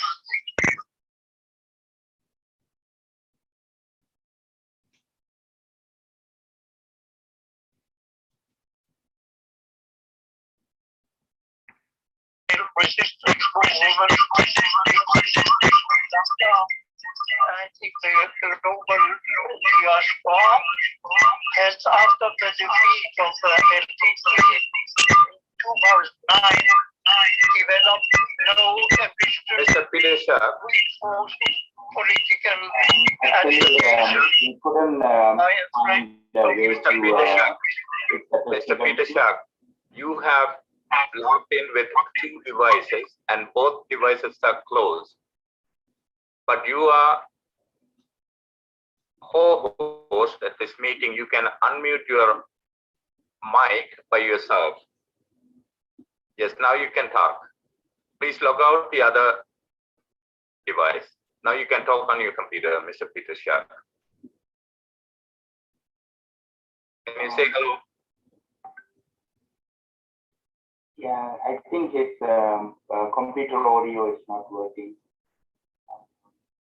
So what we could do is actually we can record his video separately, and then we will get it in the beginning. Yeah, Or, I think that's the best thing to do. or another option is he logs off completely and just comes to the meeting by phone and connects just for the audio. I can log him out of here, and then if he can do that, I will continue on with the next session, but maybe you can try that, take him off completely out of the meeting and connect him by, ask him to join by phone just on the audio. So I'll continue on with the next presenter for today. It's my privilege to introduce Ms. Sharuti Ramesh. She is an undergraduate student at the University of Toronto, pursuing studies in evolutionary anthropology and sociology of genocide. Author of the Chosen Hybrid series since the age of 13. She is also the record label producer of WYN Entertainment under the alias Shaya. Sharuti is an activist for Tamil rights, having addressed the 46th General Assembly of the United Nations Human Rights Council on behalf of Tamil students across the globe in 2021. Her topic of presentation is calling out the continuous genocide of Elam Tamils, the power of diasporic youth. Please join me in welcoming Ms. Sharuti Ramesh for her presentation. Thank you for that lovely introduction, and good morning to you all. Thank you for joining us for this crucial and global discussion. Just to confirm, can everyone hear me? Yes, we can. Okay, perfect. Just a little bit about myself. My name is Sharuti Ramesh, commonly known as Shaya. I am currently a fourth-year undergraduate student at the University of Toronto for evolutionary anthropology and minoring in sociology of genocide. I'm the author of 3 publications, a record label producer, and I especially strive to write about the struggles of Elam Tamils, both during and after the Sri Lankan War. But most importantly, I am part of the Tamil diaspora here in Canada, and I'm here to share my perspectives and ideas as a youth leader. As always, my presentation will be delivered in English as we're speaking to an international conference and because I address you as a diasporic Tamil youth. I'd also like to give a warning for possibly triggering content, as there may be brief mentions of sexual assault, violence, and other mature subject matter. Some of our audience may be survivors of war or assault, or they may be minors, so I ask that you keep in mind your mental well-being throughout the discussion, please. Viewers' discretion is advised. I also highly suggest that viewers take notes of the discussion that we have today. We have some amazing speakers here, influential figures who specialize in what they bring to the table. And what we have to say is valuable knowledge in all aspects of foreign policy, characteristics of genocide, and ethnic cleansing. And I'm speaking from an international perspective from the viewpoints of a professional in my own field. I'm purposely leading my portion as a lecture style online seminar for that reasoning. My presentation will touch on the classification of genocide, how it pertains to Elam Tamils, and the inclusion of diasporic youth in the fight for change. Specifically, the information I'm bringing to this conference is for the benefit of the diaspora and students around the globe. Now, I was born and raised on Canadian soil, but my connection with my ethnic culture has always been strong. I was a toddler when the ceasefire agreement of 2002 had been drawn, but I remember attending my first protest march before the Mulivaikal massacre at 8 years of age. I remember hearing the news when the war finally concluded, and I remember always thinking and wondering, why did this happen? Why did the Sri Lankan state decide to take such violent measures against the people they were sworn to protect? In order to understand how the Tamil genocide came into existence, we need to make connections between articles in place and the inhumane treatment of Elam Tamils. That begins with identifying the attributes of genocide. We tend to speak about genocide in a broad scope. The term that was coined by Raphael Lemkin in 1944, which broken up translates roughly to race killing. In Article 2 of the Convention, the UN defines genocide as, start quote, any of the following acts committed with the intent to destroy, in whole or in part, a national, ethnical, racial, or religious group, such as 1. Killing members of the group, 2. Causing serious bodily or mental harm to members of the group, 3. Deliberately inflicting on the group conditions of life calculated to bring about its physical destruction in whole or in part, 4. Imposing measures intended to prevent births within the group, and 5. Forcibly transferring children of the group to another group. End quote. I would also like to define what is cultural genocide as it pertains to the Tamil genocide, and I also pull this definition from the UN as well. Begin quote. Any deliberate act committed with the intention of destroying the language, religion, or culture of a group, such as, for example, prohibiting the use of the group's language or its schools or places of worship, end quote. In simple terms, it is a deliberate eradication of a national culture, which is clearly the case in Sri Lanka, as the government continues to deny the rights of Elam Tamils to this day. Next, I'd like to outline the 10 stages of genocide as developed by Gregory Stanton. This is essentially an early warning system, if you will, to alert us of the signs of potential future genocides. There are 7 early warning aspects and 3 active aspects in order, and I will put them in the chat. They go as classification, symbolization, persecution, extermination, dehumanization, organization, polarization, preparation, and denial. I'm just putting them in the chat now for those who are taking notes. Now, because I do not have much time to go for each and every single sign, I urge you all to do some independent research into this early warning system. But I'd like to point out the 3 stages that really resonate with the ongoing genocide of Tamils. Discrimination is the first, and perhaps one of the most crucial stages that we have plausible evidence of. In this, the dominant group asserts their power to deny the rights of the victim group. They may include civil rights, voting rights, and or citizenship rights. This monopolizing of power is seen in how the predominantly Sinhalese government issued bills and policies to discriminate against the victim group of Tamils by implementing the conditions of life that violate their civil and citizenship rights. Example being the Sinhala Only Bill, established in 1956, which prohibited the Tamil language from being spoken in educational and legal institutions. Now, I ask you to turn your attention to the next stage, dehumanization. That is, the perpetrator group denies the humanity of the victim group. Throughout the genocide, the members of the Tamil ethnicity have been objectified and animalized in Sri Lanka, and the state did and continues to do nothing to stop it. Tamils were not only killed during the war, they were beaten, raped, separated from their families, and psychologically scarred. This was the Sri Lankan state's tactic to eliminate the ethnicity via anti-Tamil programs. Example being the Black July riots of 1983, in which Sinhalese mobs supporting their state had burned, beaten, looted, raped, and killed many Tamils. Lastly, I would like to discuss the final stage, denial. Before this comes extermination, the mass killings that concentrated on individuals of the targeted group. This can evidently be related to the Tamil genocide, specifically the Mullaivaikal massacre of 2009. But denial is a very important stage where the evidence of crimes against humanity are hidden and or destroyed. This includes the moving and burning of bodies, the destruction of memorial sites, intimidation of witnesses, and or the blocking of investigations. This should all sound familiar, considering it's the exact criteria of denial that the Sri Lankan state continues to follow to this day. We still have no idea what happened to a majority of Tamils missing since the end of the war. Many Tamils in Sri Lanka live in constant fear of their oppressors. Our memorial sites and places to honor the dead are constantly vandalized and destroyed every year. There are hotels built over mass graves, and people still praise Sri Lanka as being this friendly vacation paradise.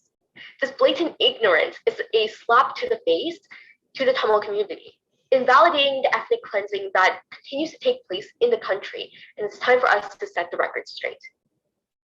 So why is this all relevant? The reason I bring up the system by Stanton is that it's important for us to read these studies and educate ourselves in order to bring strength to our cases when we do appeal to speak before an international criminal court. It is crucial that we show our evidence, back it up with plausible research and facts, so that it becomes harder for the Sri Lankan state to shut us down. That is, we need to place an emphasis on getting everyone of all generations, especially the diasporic youth, on the same page when it comes to what we know about what happened and what continues to happen, as well as what we can do to prevent it. This could be done through the education system, by teaching students the components of genocide, using the massacre of Tamils as a credible example when taught in secondary and post-secondary education, specifically history courses, seminars of international crime and studies of genocide. We must also clear up the misconception of the LTTE. The naming of this group as a terrorist organization continues to paint Tamil activists in a negative light, criminalizing the ethnic community's members and displays only one side of what happened and still happens in Sri Lanka. It invalidates the genocide against Elam Tamils and gives the impression that Tamils fighting for their basic human rights as terrorists.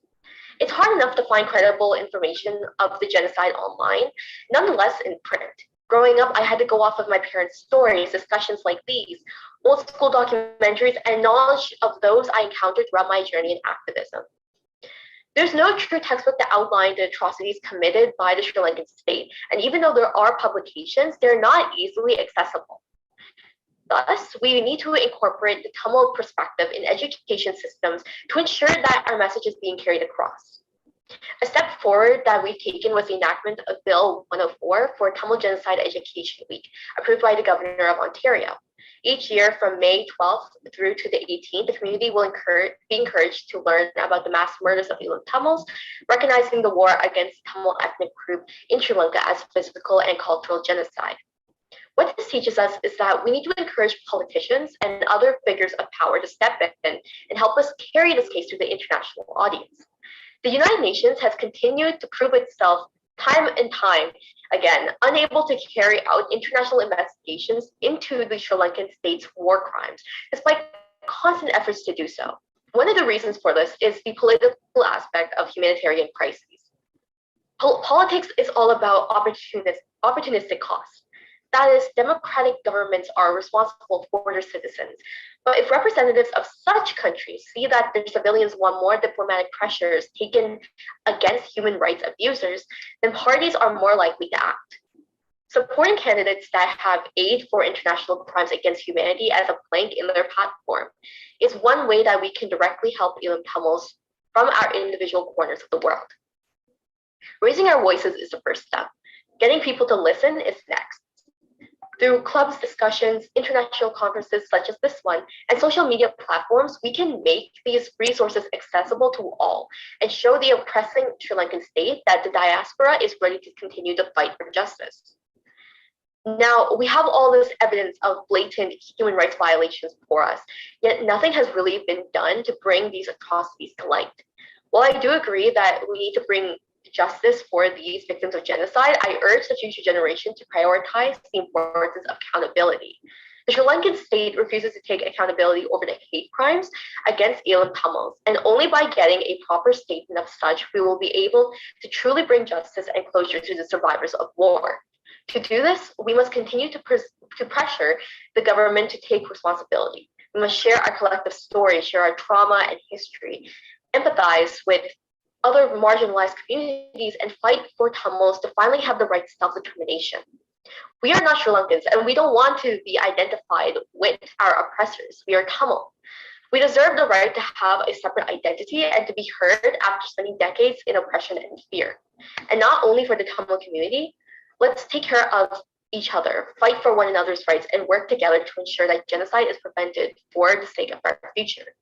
So I invite youth of all ages, of all ethnicities, of all gender identities and sexualities to join the fight against genocide, to share this injustice against this marginalized group in whatever language and method preferred, and do their part to ensure that all of the atrocities committed by the Sri Lankan government, or any government for that matter, by any group, make sure that these crimes against communities will not be repeated. I'm a 21-year-old first generation Canadian, a product of the Tamil diaspora. I'm a writer, a student, a friend, and a daughter. The genocide is part of my history, part of my identity, and it will always influence my perspective and drive for action. We cannot change history. There's no going back to the past, but we can make one to be spoken of in the future, one step at a time.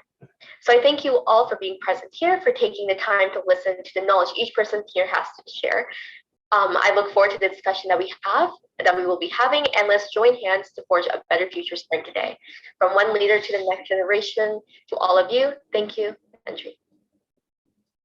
Thank you, Ms. Sharadi Ramesh, for that excellent presentation. Next, we have with me Professor Alfred Morris Desaias. He has been a visiting professor of law at numerous universities, including the University of British Columbia in Canada, the Graduate Institute of the University of Geneva, the DePaul University Law School, Chicago, the Human Rights Institute at the Irish National University, Galway, and University Trier, Germany.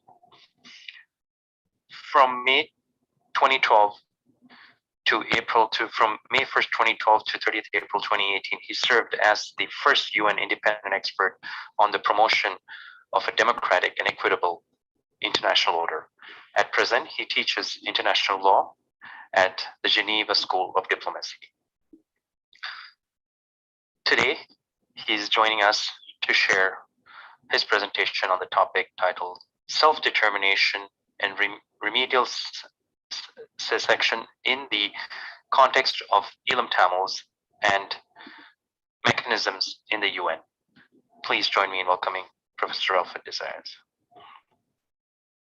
Now, the focus has been very much, as indeed in the invitation, on the concept of remedial secession.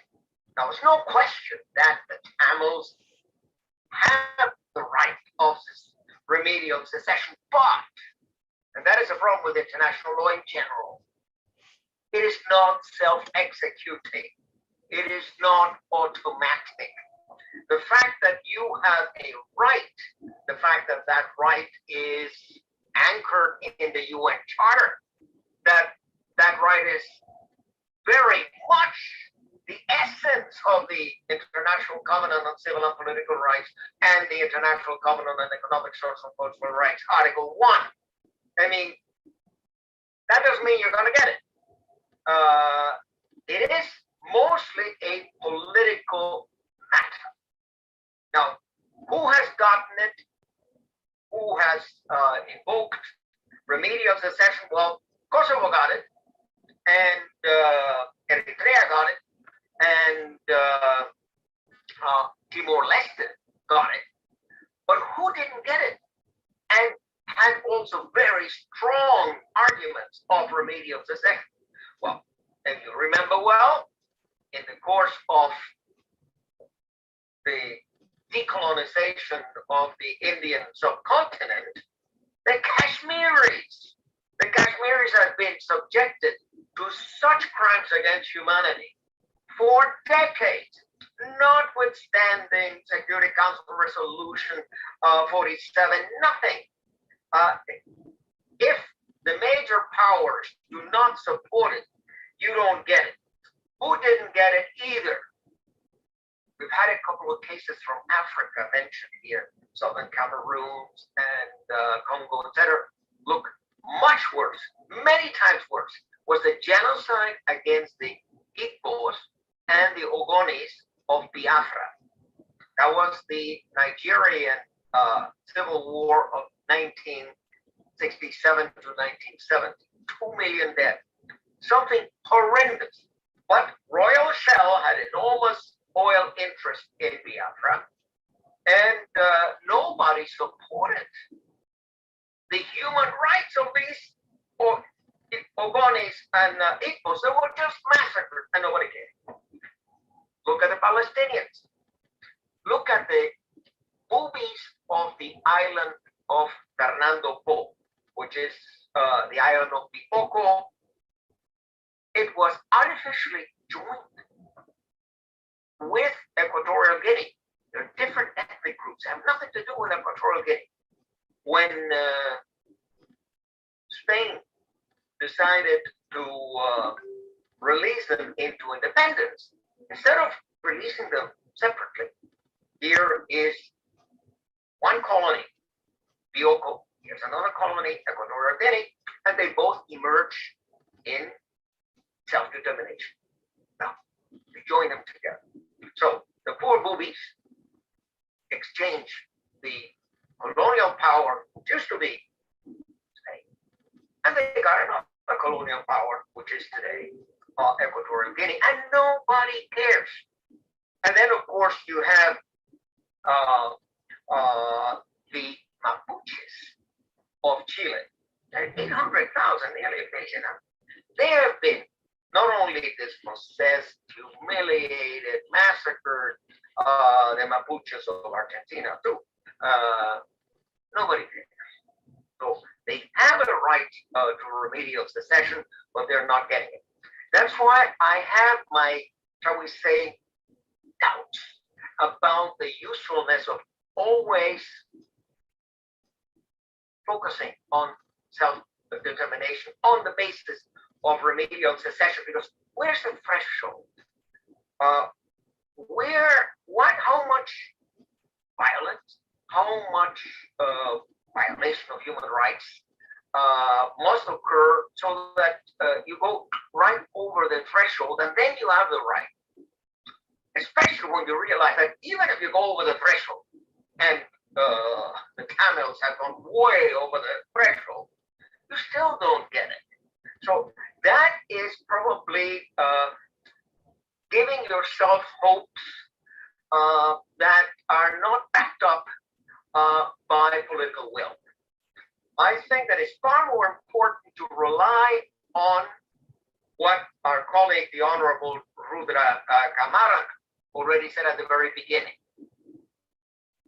He talked about the League of Nations, he talked about the Åland Island case. He didn't mention, but indirectly, United Nations Charter Article 39. That is the determination that a situation constitutes a threat or a breach of international peace and security. That is the crucial issue that has to be argued. And it must be clear to everybody that the unjust denial of self-determination, that constitutes a threat to international peace and security. And we have that unjust denial of self-determination in the case of Kashmir, in the case of the Biafrans, in the case of the Bubis, in the case of the Palestinians, in the case of the Kurds. As you probably know, the Kurds held a self-determination referendum in 2017, which was overwhelmingly for self-determination, for secession from Iraq. Did they get it? No. I mean, it's great. But this is what I say to my students. International law is not applied uniformly. It is applied a la carte. Today we apply it this way, tomorrow we apply it that way. And there are some principles that then get in the public eye and people start talking about these concepts. One of them being the remedial secession of Kosovo because of the ethnic cleansing, et cetera, to Serbia. Now, here is an avenue for the Tamils if you can get several states to demand in the General Assembly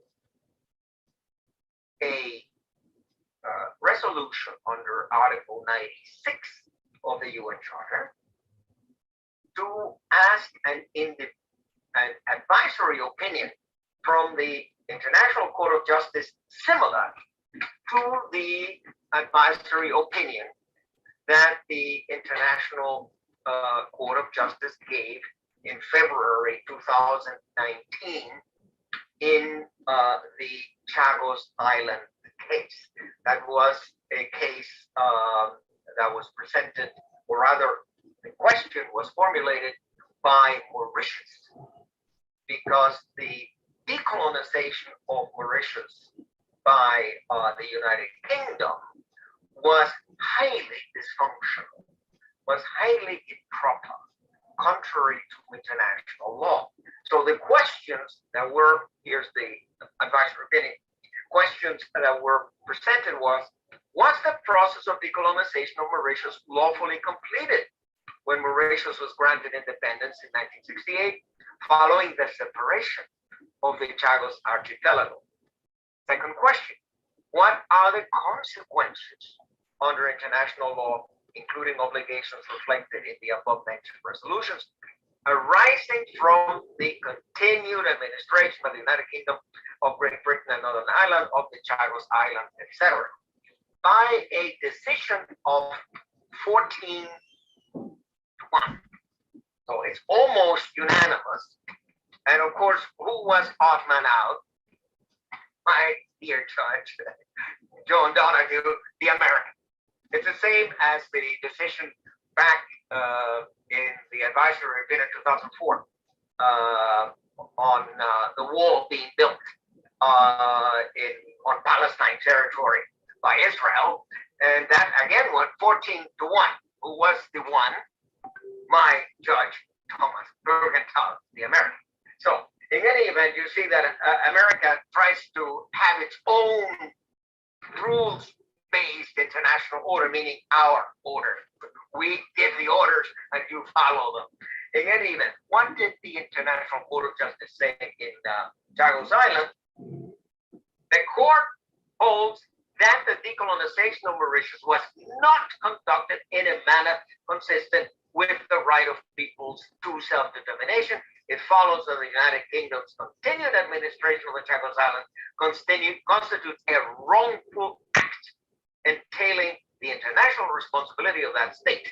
It is an unlawful act of continuing character which arose as a result of the separation of the Chagos Archipelago from Mauritius, and they conclude The court concludes that the United Kingdom has an obligation to bring to an end its administration of the Chagos Archipelago as rapidly as possible, and that all member states must cooperate with the United Nations to complete the decolonization of Mauritius. I think the decolonization of Sri Lanka was proper.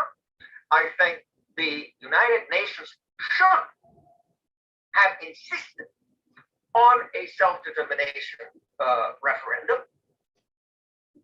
And the two major peoples living in the island of Sri Lanka, the Tamils and the Sinhalese, could have separated in a friendly manner. It could have been done to promote international peace and security, but the opportunity was lost. That doesn't mean they cannot be done again now.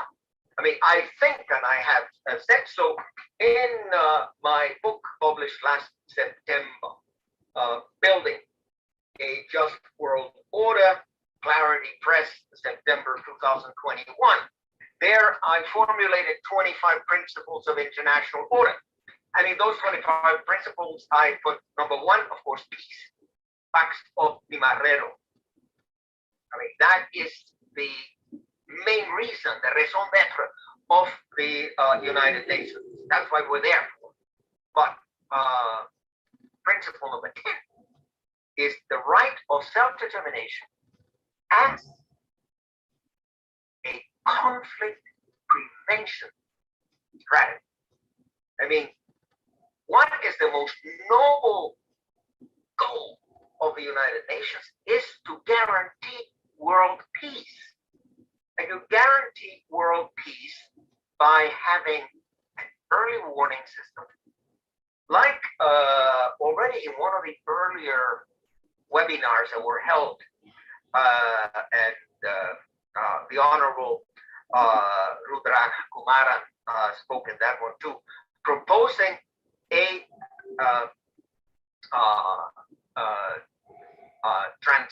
transitional government of Tamil Eelam and an international court on self-determination. I mean, we could have an international court on self-determination.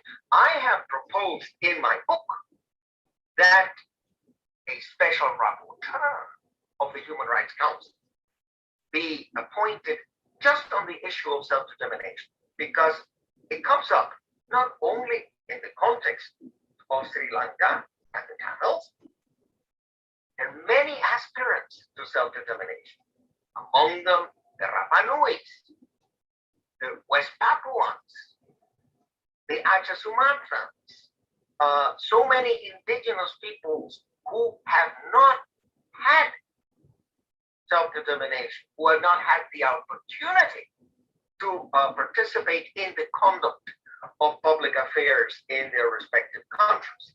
Of course, the genocide that was committed against the Tamils makes the claim of the Tamils to secession much stronger, much more persuasive. But there again, being realistic, you're not going to get it unless you have a couple of major powers supporting your right of self-determination. And unless you have the media, unfortunately, there is what I call the corporate media, the conglomerates, and there's very little plurality in the media these days. So there are the what I call the narrative managers who filter all the news, and if they don't find the issue of the Tamils interesting, well, the people are not going to find out about it. It's only going to be for webinars and for experts who at some point or other are exposed to this. But this, yeah, it is crucial to win what I call the information war, you must get your case understood.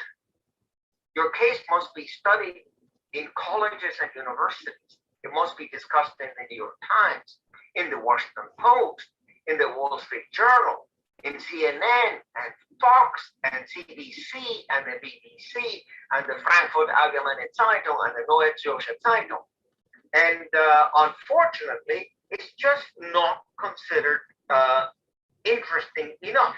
So my proposals, because I don't want to take all the time available, is to mobilize some sympathetic states in the General Assembly in order to adopt a resolution on the issue of self-determination for the Tamils and elevate the two questions that were asked about the improper decolonization of Mauritius. How about having the same question, the improper decolonization of Sri Lanka, and what is the way forward? How can we ensure that both the Sinhalese and the Tamils have their human rights and their self-determination? That is a noble function for the Secretary General of the United Nations to offer his good offices in order to facilitate a self-determination referendum, to monitor the self-determination referendum, as the United Nations did in Sudan, as the United Nations did in Timor-Leste, as the United Nations did in Ethiopia, Eritrea. But my concern, and it is a concern that goes way beyond the genocide in Sri Lanka.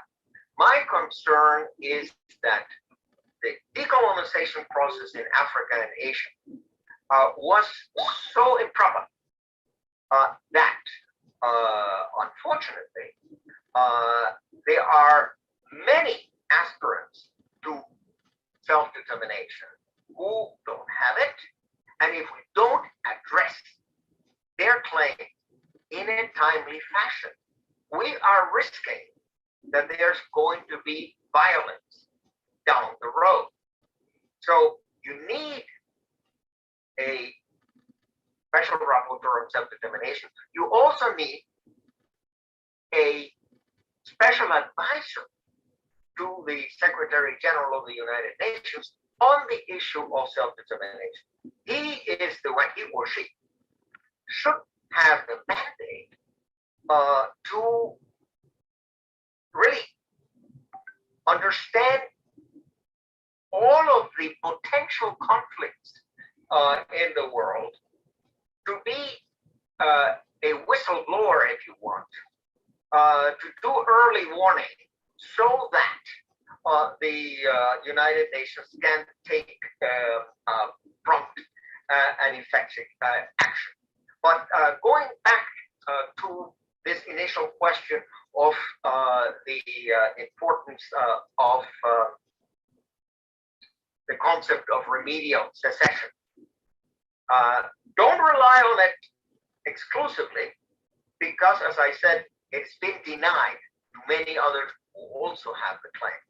I think the stronger claim is a claim based on human dignity, is a claim based on the very essence of human rights.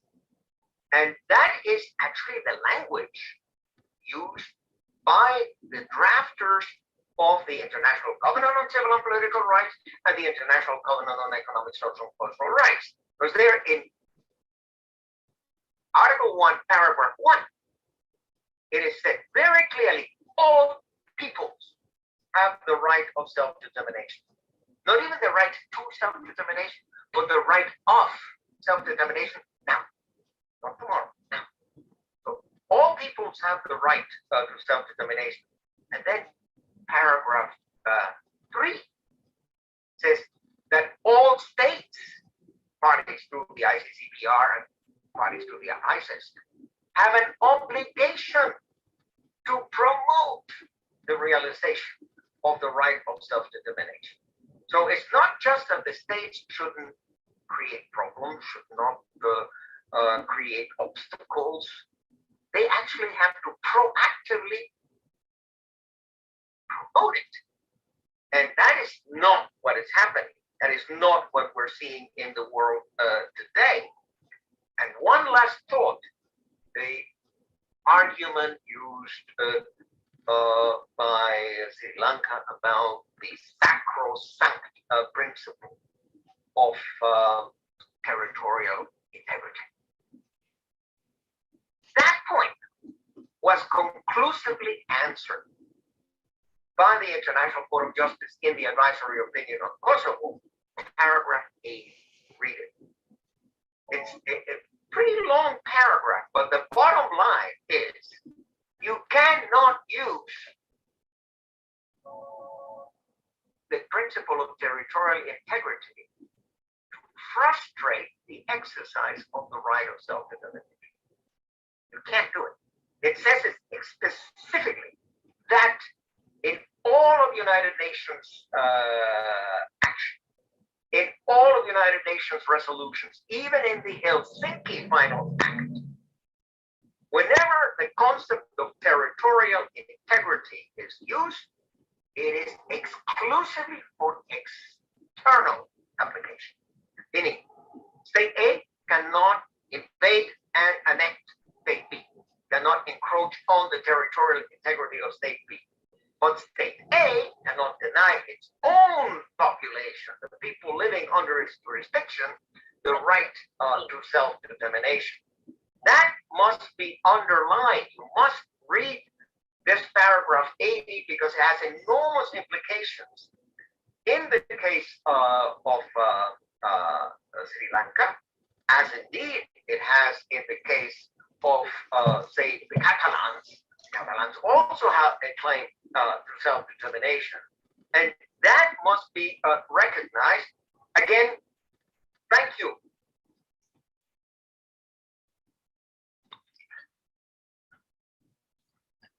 Thank you, Professor Alfred Morris Desaias, for that brief and excellent presentation. Just before I move on to the next segment, I am going to take an opportunity to see if Professor Peter Schock's audio has been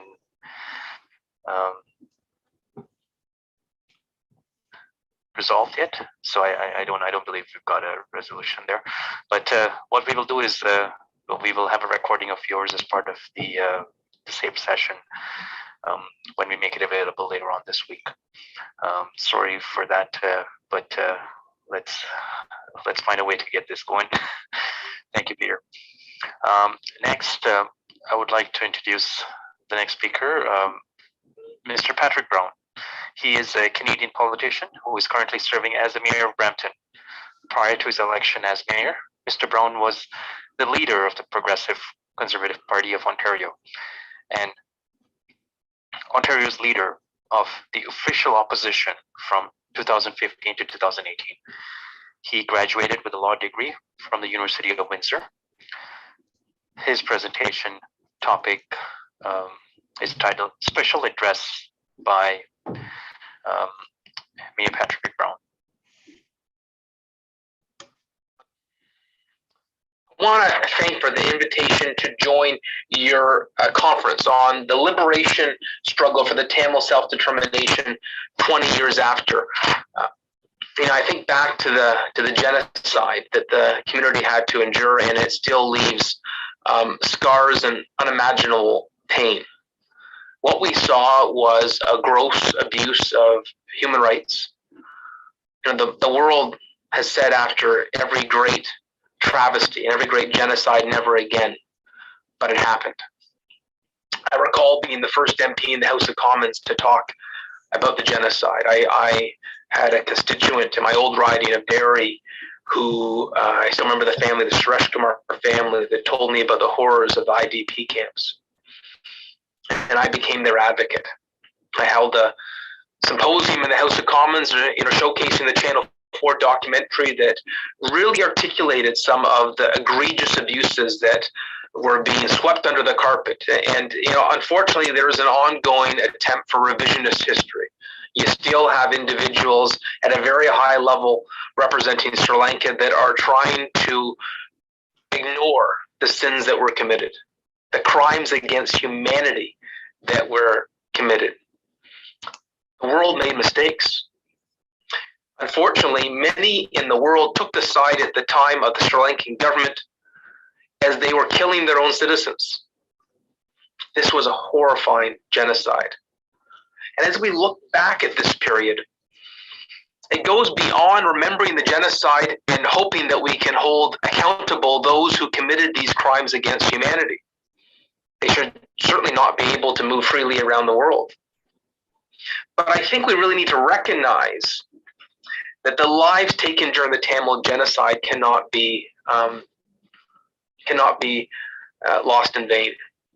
We need to remember them. And the best way to remember the tragic loss of life, of innocent life, is to make sure that their memory is never erased. And here in Brampton, we're trying to do our part. When we heard about the memorial for the Mullavattal massacre, which was that monument in Jaffna was removed, our council unanimously passed a motion to build our own Mullavattal monument in our largest park in Brampton, Shinkuzi Park. Because we said we can never erase history. We remember it, we honor it, we learn from it. And so for the organizers that are having this conference today, I want to thank you. I want to thank you for honoring their memories. I want to thank you for posing the important questions, what now? How do we ensure that the revisionist history doesn't continue to be attempted by the Sri Lankan regime? How can we make sure that those who move freely, that were part of the genocide, who executed that genocide, are held accountable? How can we do right by the families in Sri Lanka, the Tamil families that face this horrifying persecution? I will always be there as a friend. I will always be there as an advocate. I hope you have a fruitful conference. And if we can step up in the city of Brampton to help and to fight for human rights abuses, against human rights abuses, to stand in solidarity with the Tamil community, we always will. In solidarity. Thank you, Mr. Patrick Brown, for that address. We had one presenter, Mr. Gajendra Kumar Ganyapunambalam. He is not able to be with us today due to time constraints. We've tried to reschedule it towards the end, but we have come to the end of today's presentations. I would like to take a moment to thank everybody for your patience, for undue technical difficulties, and to move forward with the conference. I know we are finishing up a bit early, but the last segment of our conference today is another plenary discussion, which will be chaired by Mr. Professor Ramamanivanan and the other speakers. So I would take this time to ask Professor Ramamanivanan to unmute and commence.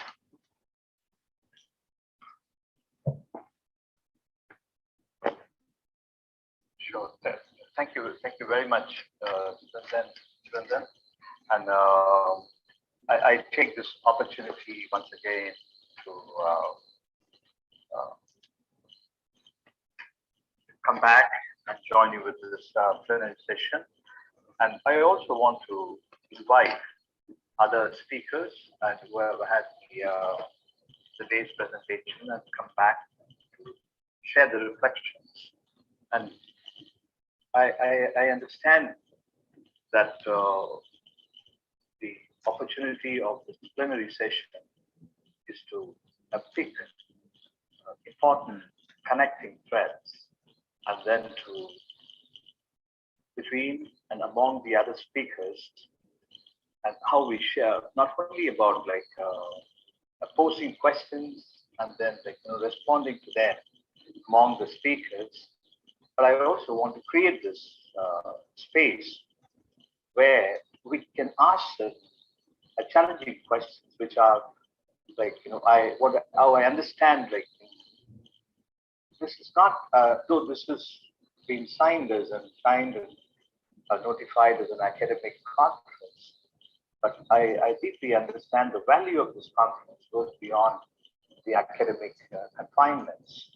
So therefore, I would like us to ask certain questions which have remarkable political implications, and not only to the question of the Elam Tamils, but is a very significant aspect of the functioning of national and international institutions and the working of democracy in the contemporary contemporary times, and more particularly with the United Nations system, because in bringing together in all these efforts across many spectrums of the national to regional to international to institutional dimensions lies the challenge and the opening of the what we call the political resolution to the ethnic conflict, or political resolution to the Tamils' demand for justice in an absolute terms. So, like, this is not an academic confinement alone, but I want the speakers to come forward. And I want to ask the chairperson and the moderator, the previous person, Mr. Sivandan, to ask about, should we list speakers and bring back the speakers in order, or do you want me to go forward with the inviting the speakers back in row? And how would you, what would be the right way to call it?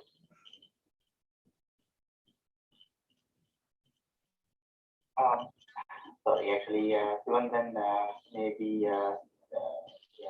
out of his computer. So we have some of the speakers from yesterday, and also in Lorenzo is actually here, and Ms. Radhika Sabeshan is here, and Professor Chandrakantan is here, and these other speakers who took part in yesterday. Actually, Ms. Abhina is here, and I think Sarthi also will join.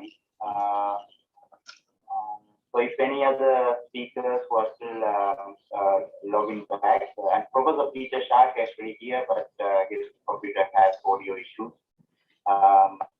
So we have two people ask questions so far. They raised their hand, and Professor Ramanan, so how do you want to proceed? Yeah, I'm happy to kind of invite speakers as they indicate their preference to come forward and share their questions or to share their reflections through this period.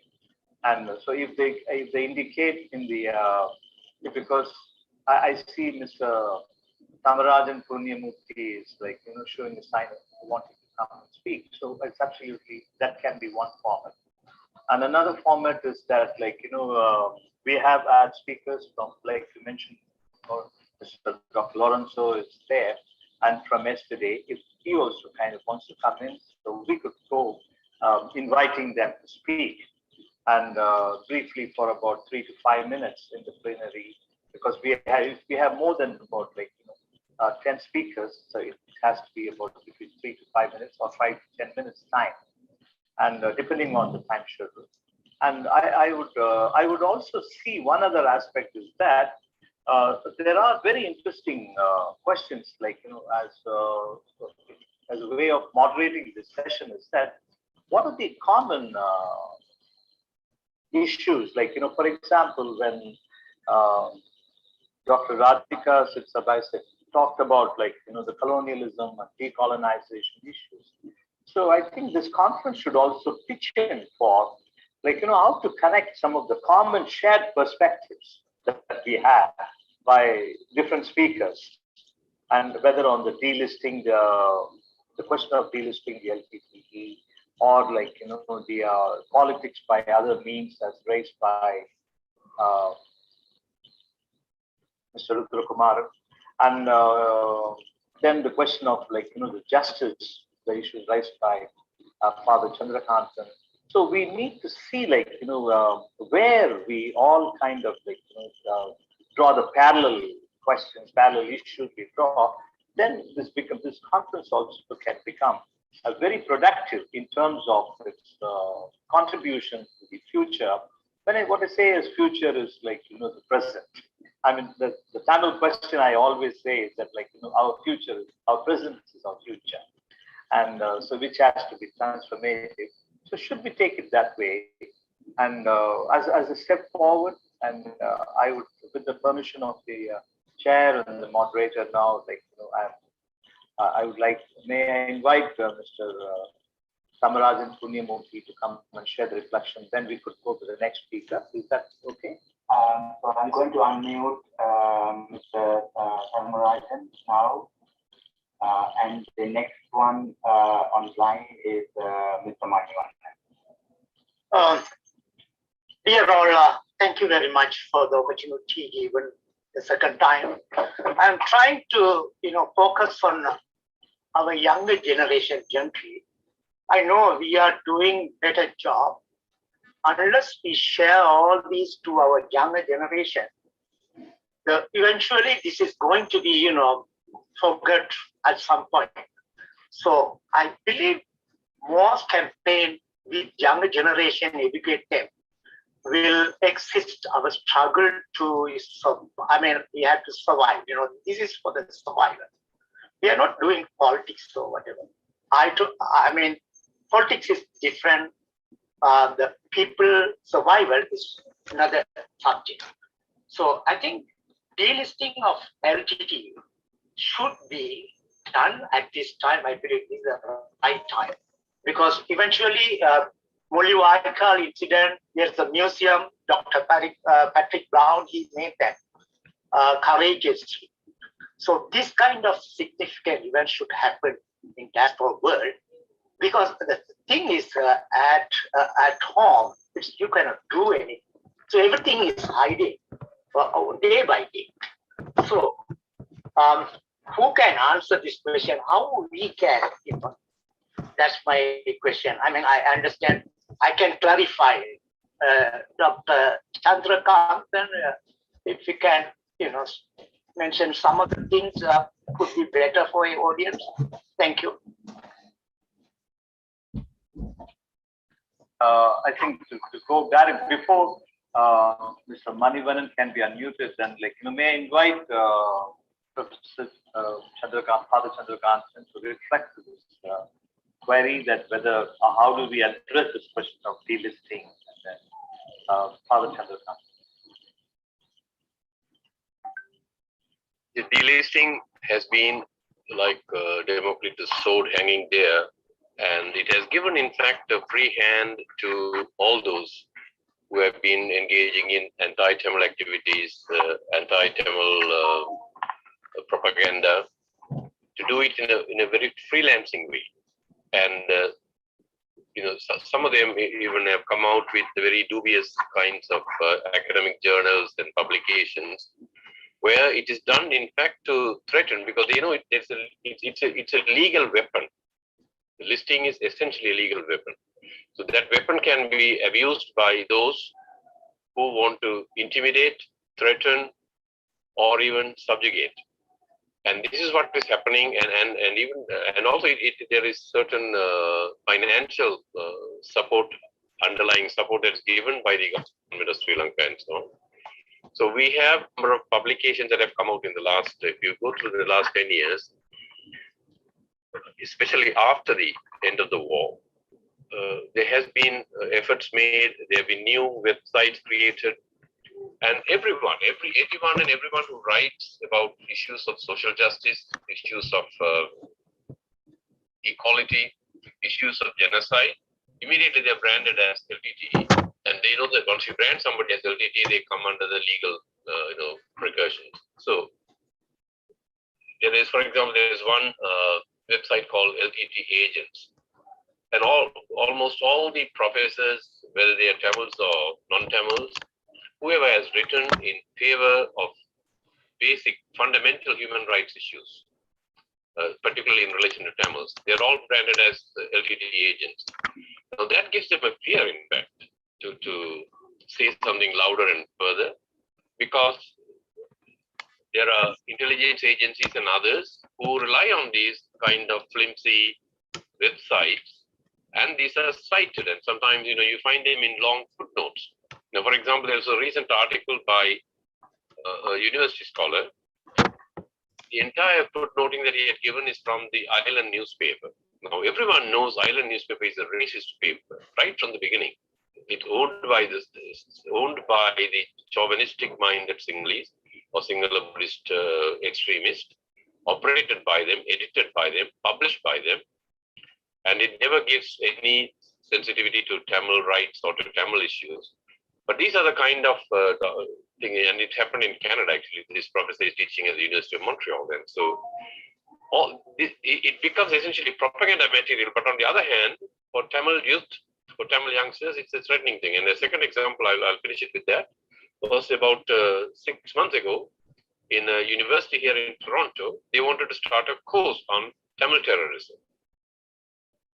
This is to intimidate students. There are hundreds of our Tamil students across, and they can be frightened, and they can be labeled, they can be stigmatized by their own classmates and companions in the university. They will never be able to seek an office in the university, like student council president or student council members. And then the students have to urge them to protest it, and then the course was dropped. So that, and these are all done by people with vested interest, and therefore listing, we cannot ignore it anymore. They are listing an entity which is not in existence anymore, that is the LTT as an organization. But the consequences of the listing are very serious. Thank you.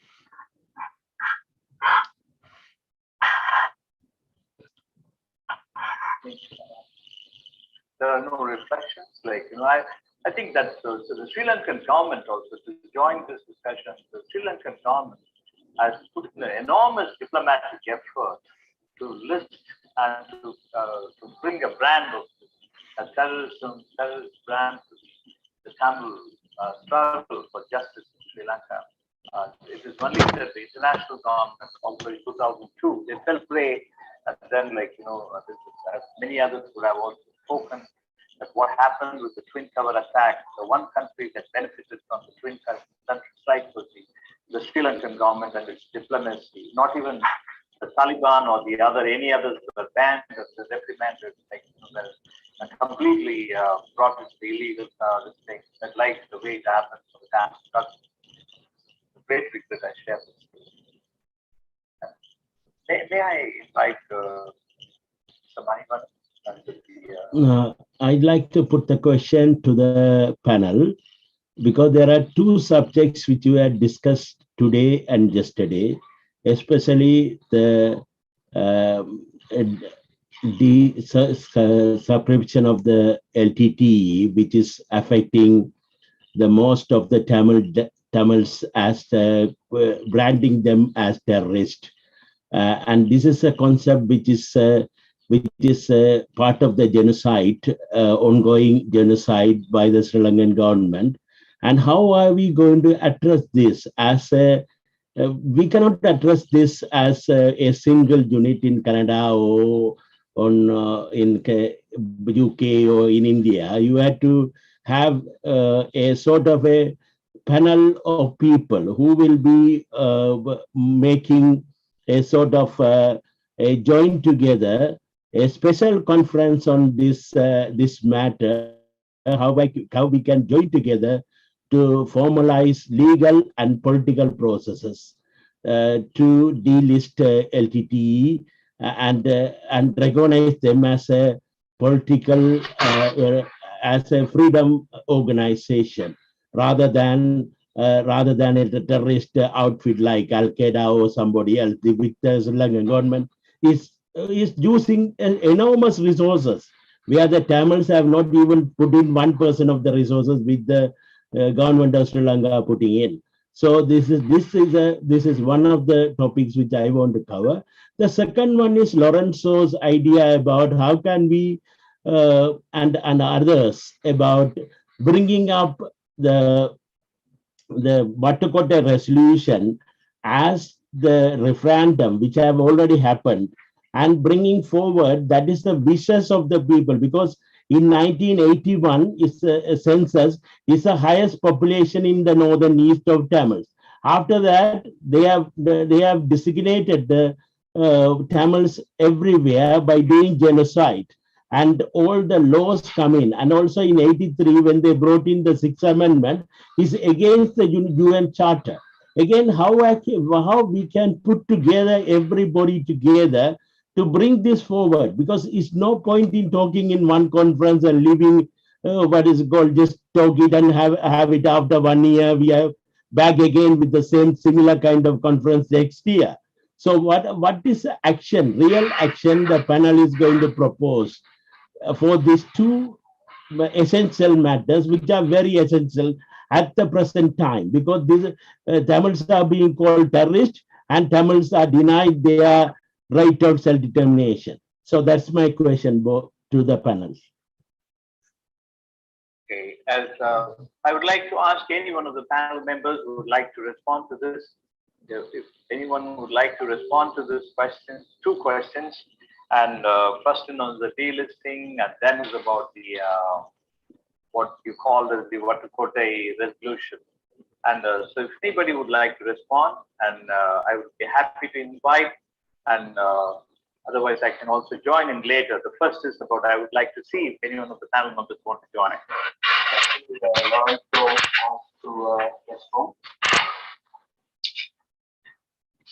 Yes, thank you, Manivananana, for the question. And in response, I want to be very clear. I'm confident in my research, but certain elements are lacking. So it's not about the legal arguments, it's about political support, it's about funding, and it's about knowledge about how the ICJ works. More experienced lawyers than myself who've actually taken cases to the ICJ before. These are the three elements that are missing. And I will work with anybody who wants to make this a reality. I don't care who it is. If you are on board for this project, please contact me. Professor Manivannan, Radhika also raised her hand. And okay, yeah, please, Ms. Radhika. Thank you, and Mr. Manivannan, thank you for the question. And I think Lorenzo captured it pretty precisely. We need brilliant minds and legal experts who have that expertise to argue, to litigate the case before the International Criminal Court, Court of Justice. Yes, we also need political gumption. We need politicians in the many countries that we as Tamil diaspora are scattered to actually support our cause and support our case so that they can take it up and be a sponsor at the ICJ. And in order for that to happen, we as a diaspora need to be unified, if I may say. We need to come together, put aside our differences or our ego or our divided elements of our factions within our diaspora and say and recognize that we need to be working as a unified voice in lobbying these many governments in which we are citizens. We have Canada, US, the UK, France, Germany, Netherlands. We have at least these, I don't remember how many countries I just rhymed off, where we have many citizens of Tamil descent who could be engaging with their local politicians and political fora to lobby those governments to actually sponsor at the ICJ. So we need to do that. And of course, Lorenzo mentioned funding, and without funding to be able to, it'll be hard to get good litigators with experience to do the to do this work with us on a pro bono basis. So we definitely have to do all of that. And I'll stop there for now. Thank you.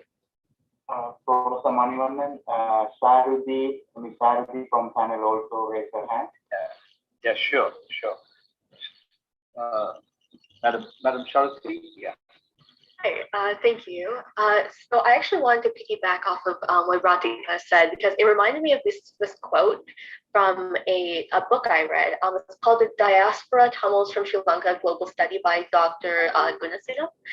And the quote is right here: unless and until all the Elam Tamil diaspora overcome their differences and personal ambitions and unite on the basis of their only aim being the future of Tamil nation and Tamil people, the future of the Tamils will continue to be a big question mark. And I felt like that really resonated with what we were speaking about right now.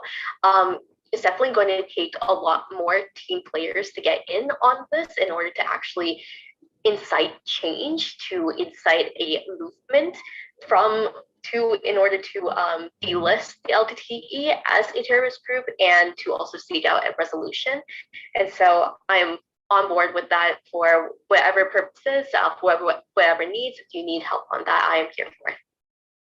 Sharuti, if I may add, or Professor Manivannan, if I may add, I think we also need to be better as a global community in understanding the UN mechanisms that are available to us. It's not only the ICJ that could be an avenue that we could pursue. There are many more avenues. I think as a global community, we need to educate ourselves and become more versed in the UN mechanism and how to approach it. 100%, yeah. We definitely need to spread more awareness about the UN mechanism. I feel like these discussions that we have, especially with Professor Alfred Zayas in the past, those really have helped sort of expand our knowledge on that, and I hope that we can keep doing that in the future and also invite more youth into these discussions. 100%. Thank you. And to add to this reflections, I would like to just you that, like, you know, the Tamils, in fact, like, whether in particularly in Sri Lanka, and we don't have a government actually. The way what the government can do, because we also need to recognize the fact that this world system is made of governments, not of people. This is a very, very unfortunate reality. And this is in this world system, we have to kind of drive about the idea of a nation through this nationality. And so this is the most important thing. And another aspect is that we also need to look at the stories of the PLO, the Palestinian Liberation Organization, and then about, like, you know, we are not talking about, like, you know, the violence and non-violence questions here. We are talking about political organizations. And then, as what Mr. Radhika mentioned about the Tamils are mostly the organizations, like, you know, in terms of we need to come together. This is absolutely a necessity. And then the close to the idea of the PLO or the globally recognized negotiators or the representatives, and the status that was given to PLO, or when you call this I'm not talking about the Taliban, I'm not talking about the Al-Qaeda or about the other international or political organizations which are non-state actors represented. And this particular status came close to us in 2002, but it was also laid with a trap. It was laid with a trap that was kind of not that we just walked in without knowing, but it was the forces, the international forces, the nation-based system, international system was too powerful to draw, to kind of, like, you know, kind of to keep ourselves being pulled into the currents of the diplomatic currents of international politics. This is another aspect that, like, you know, why we need to kind of develop into a very cohesive international political organization. And for Tamils, it's very, very important actually. So, could we invite? I mean, I want to say that this just legal things, the United Nations are all very important, but we also need the political vision into this, the whole process of building the cohesive international political organization on us. and kind of going back and back forth on it. Absolutely. And Professor Manivannan, I think we have planted those seeds. I think we are proof that those seeds have been planted. And with some water and some more sunlight, we can grow, right? Yes. We have to remember that we're all just little pieces of this bigger puzzle. I'm nobody special. I'm just a wheel in this. I'm just a cog in this wheel. And we all need to recognize that individually we're all just cogs in this greater wheel that we're all trying to push forward. And I think as we bring together like-minded individuals, we are forming that political association, global political association. Absolutely. I'm really inspired by this reflection that we are all the cogs of the wheel, the greater wheel we must be able to move. And thanks, Radhika. Thank you. So may I invite other panel members or other questions to be posed, and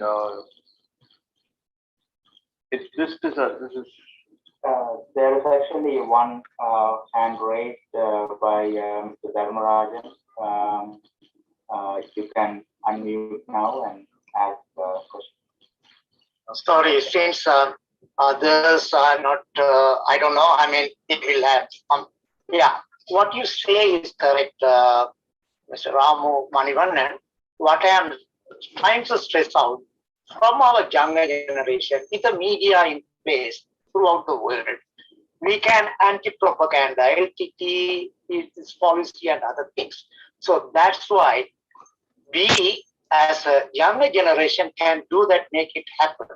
Doesn't mean they have to participate directly, but indirectly we can make some impact at least. I know fighting with the state is very difficult. I mean, they can loan and spend money ever and ever. That's true. But we cannot balance with the money. So we have other intellectual too to explain all these things. I believe we are very lacking, most of us. I am not saying there are only few people are trying their hard to bring the truth. I have been observing for the last 30 years. I have been in Canada. I'm an engineer by profession. And after coming here, after 30 years, try to get CC's certification, they are asking, are you supporting LTT at this time? I was very surprised. Why is that question? Because they already, give status for peaceful. I don't know. It's a very surprise to me, maybe for others. Because the problem is people are scared to come out. That's the reason. I understand. Every human being has to be protected themselves first. Then only they can stand. That's true. I can't expect everyone to come out and talk like that in the international world. Thank you. I mean, that's the concept I am trying to bring out.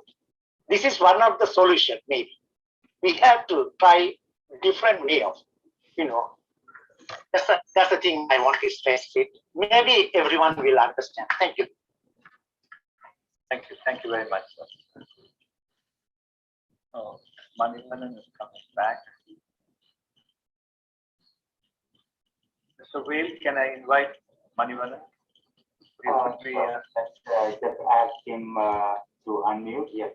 Yes, I just want to stress again, as you are suggesting an organization and political organization, why TGT can't take this step forward and become and supported by everyone else? Because now that is the reason why it was created. There was two parties, two international organizations created by Tamil diaspora especially for this purpose. One is GTF, the other one is TGT. But the GTF has now gone into the hand and fold of what is called the global people and Sri Lankan government. So we can't rely on that organization anymore. But why can't the others push TGT back into the fold, recognize them, and do this thing rather than creating another sort of organization which may never happen, never, because we are always under the threat from these governments, especially the Sri Lankan government, which is trying to undermine the Tamil right. And so why can't Tamils as a people think about supporting TGT and making the changes necessary and put this forward? I'm just out of curiosity, I'm asking this question.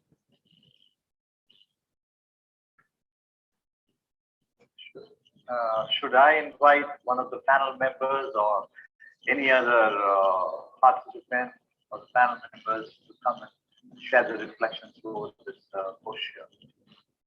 Radhika has come up. May I invite Radhika to share a reflection? Thank you, Manivannan, for the question. Thank you, Professor Manivannan, for the floor. I think I would also invite Lorenzo to add his comments on this, just from his arguments yesterday. And Professor Manivannan, I challenge a little bit of what your earlier comment, saying that the international mechanism is the engagement of states, and we don't have a state. I think Lorenzo's argument yesterday is that we do, in fact, have that sovereign state, that we just need the proper recognition. Lorenzo, I don't want to put words in your mouth, so I'll leave that to you to clarify that. And the transnational government, because we could not have a government created inside the artificially created boundaries of the nation state of Sri Lanka, we as a global community have created a transnational government for Tamalula. And so maybe Mr. Manivannan is right. Maybe it is the TGT and the Prime Minister Rukumaran who should be at the forefront. I think if we want, as a global community, for that to happen, we, as individuals, need to support the work and not just say that somebody on a pro bono basis is going to lead and do all the work. We also need to recognize that we need to do our part as well. I'll leave it at that for now. For Manivannan, Lorenzo is actually here to answer. I think the question was from yesterday's session. So I will give you an update on that one.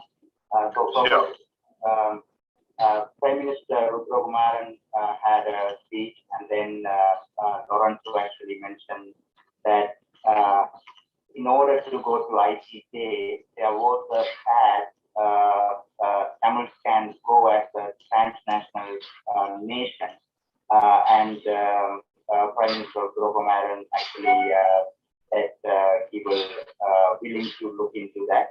So probably Mr. Lorenzo will provide more detail on that. Sure. Thank you, Anna. Yes, I'll just give a very, very brief summary of what I had said yesterday. The Tamil people has taken its vote in the 1977 general election to form a separate state. This vote has taken place. In international law, this vote is valid. And I've made arguments in my paper, which are too long to explain, that this continues on from 1977 to the present day. There is still a state, however, under conditions of military occupation, we do not have to demonstrate that we have a government. Now, our case is much more strengthened if we can demonstrate that we do have a government in exile. This is a fact. And there's a legal position for governments in exile. My understanding at present time is that the TGT does not want to take this position, that it is not a government in exile, and I'm sure that there are political reasons for this. I understand. However, I do not believe that my proposal can be taken forward without a mandate from the Tamil people. We cannot do this in the back rooms and away from the public eye. This must be done with the consent of the people themselves. They are the sovereign of the state. Okay. Can I join in? And can I join in to this, because I'm not necessarily trying to respond to what Radhika has said about the nation state and the power, and on the Lorenzo's question, that's the presentation as well. Thank you for the background, Mr. Vale, about yesterday's presentations as well. And I for myself, like for long, and have consistently maintained that Tamils are a nation. And so the only question that, like, it's kind of the deprivation of the status of government. And not that we are not sovereign, we are a sovereign people, like, because even in a democracy, and we kind of, the sovereign status is like represented by the elected government or the representative government system. But what happened in case of oppressed people, people whose rights are denied, and people who are forced into elections, is that, like, the sovereignty is never exercised, not even transferred. And so this is a very peculiar status, actually. This is what I meant by we don't have a government, we don't have power. And, like, we are a nation. We are a nation. There's no question, there's no doubt about that fact itself. But as far as the political organization, following the questions raised by Mr. Manivannan, and then also reflections made by Ms. Radhika, and then by Lawrence as well, as a political organization with reference to TGPE, one aspect that we need to keep in mind is that, like, as transnational government is one important component, like, not necessarily the TGP, but any transnational government, like, when the nation is under occupation, militarily and strategically and, like, politically it's under occupation. So, like, it represents, the TGP formation itself is very significant at a time that, like, a brutal military resolution was enforced upon the people of Tamil. So that's the context of the birth of TGP itself. But now, what happens with that is, like, in the domestic population, the domestic in the sense, like, and people living in the northern east, the Tamils, will also have to complement. Will also have to complement. What I mean by complement is not like, saying it's not about consensus, but it is about that the political culture, as well as, like, the drive towards this, the whole process of the nation building or establishing a free and independent nation.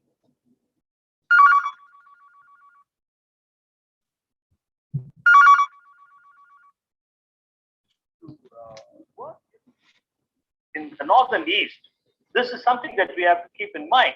Then in that referendum process, we are asking that the diaspora, the Tamil diaspora, should be included in part of it because of their exit out of the northern east of Sri Lanka is a forced migration or is kind of exclusion.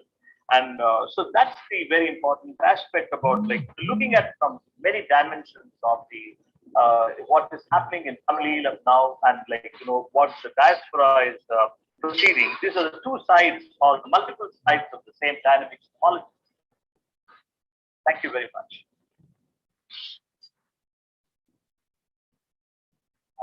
So there's no questions from the audience. So if anyone has any questions to ask the panel, please raise the button, the raise hand. And so we actually close in the discussion, and one of the speaker, Professor Peter Sharp, unable to actually do that due to technical difficulties, as with audio didn't work well. So that video we will make it available in the streaming section of the streaming section next week, and also the conference proceeding will be made in a book format, the similar one that actually made in the 2018 conference. So the coalition actually will work on that in the next 6 to 8 months, and also the coalition will take all the input and discussion the conference panel given, and also will try to come up with an implementable resolution plan from the diaspora Tamil organization. For the similar way that in 2018 there was a resolution with 18 organizations endorsed. We understand the frustration, the question by the audience made, like what kind of progress and implementation we make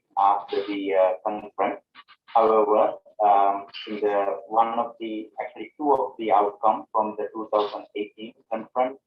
One is the polling for genocide recognition that actually happening in Canada, but actually for different teams working on. But the conference actually provides the academic and research support for those projects to succeed. The second one is actually in the 2018 conference, there was a panel discussion side event that where the delisting was discussed. And this conference is primarily for the delisting purpose, and that project also progressing. The progress is slow, we understand. However, it is moving. So we are hopeful that the next year, or like we are hopeful for this year, but actually targeting for next year to make some significant progress in the legal and political angle. So I'm actually passing back to Professor Rama Manivannan for his closing remarks. Sorry.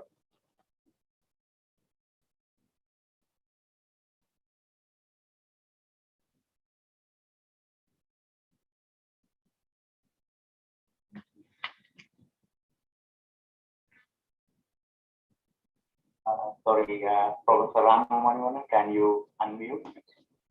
Yeah. Okay. Yeah.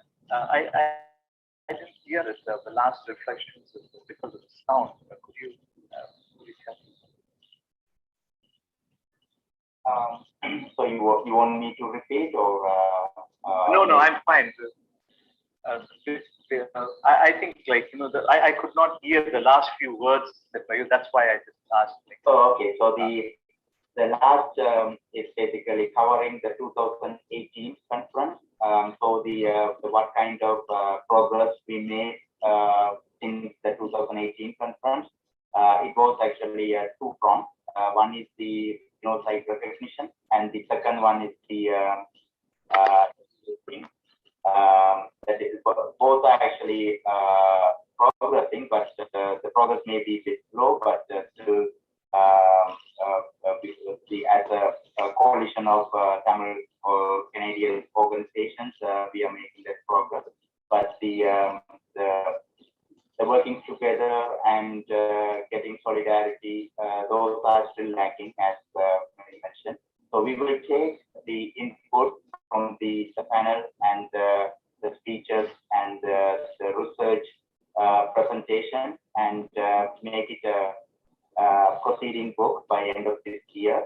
And also we'll try to come up with a resolution from the Tamil organization to how to move forward with this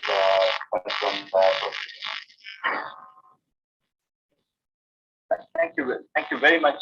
Thank you very much, Wayne and others. I also would like to finding up plenary statements and kindness and hospitality. And I also would like to offer any kind of help in the putting this volume together, collating and editing work that you might need. And please don't hesitate. And I'd be very happy to contribute to any help and support you may need. Thank you very much. And I want to thank all of you.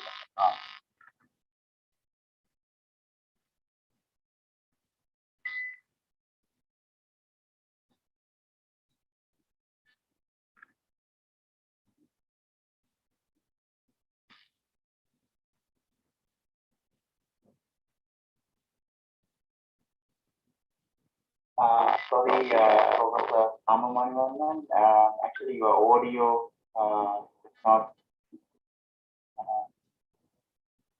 sure it's actually disabled or the idea. So I just want to say I want to thank you and thank you all, and also want to assure any kind of support, editing and collating or any kind of volume work for the conference papers, and please let me know. I'll be very happy to contribute my approach for the printing of this volume to the website. Thank you, Professor Ramu Manivannan, and I just got a call. We actually have a member of parliament, Mr. Sridharan, in the audience. So if you would like to share any short message, please do so. What ID is it? Sure. Sorry. Can someone? Yeah, what ID? I think he came and he left.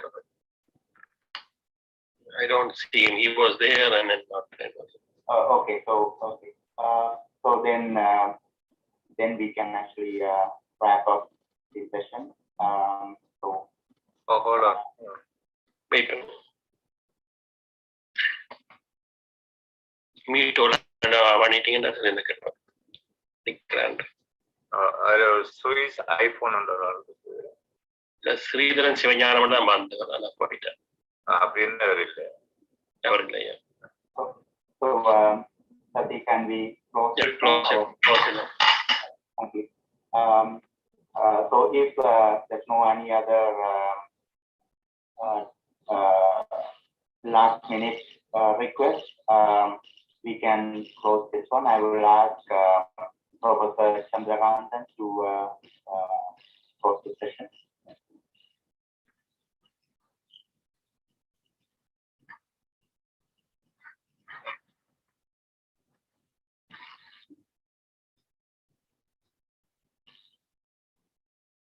Your audio is muted, Professor.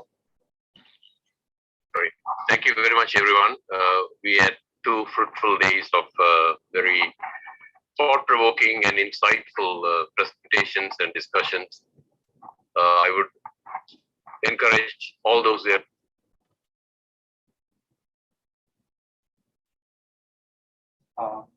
Sorry, actually, your audio is probably. Thank you very much for your presence and also for your participation and for all the presentation that you made. This has been very fruitful days of discussion and very fruitful days of very thought-provoking sites. I would really encourage you to work on these presentations as you have presented your papers. You could keep adding more, and then by the middle of this year, we hope if you have text already, this should be published, because some of the issues that were raised and the discussions that followed and the presentations that were made, some of them are really new to many of us, and also legally they open new avenues to continue to work on those directions. And therefore, please do so. And I'm sure the conference organizers will be in contact with the presenters and would like to collate and collect these. And as Professor Manivannan said, it would be nice if somebody could take it up to edit it and publish it as a volume in a university or from a publication that is internationally recognized. Because these are the documentation which we need to have in order to proceed further on our struggle. So once again, thank you very much, all of you. And we shall meet again, I think, after 2 years when you organize the next biannual conference. Thank you very much and have a good afternoon or good evening to everyone.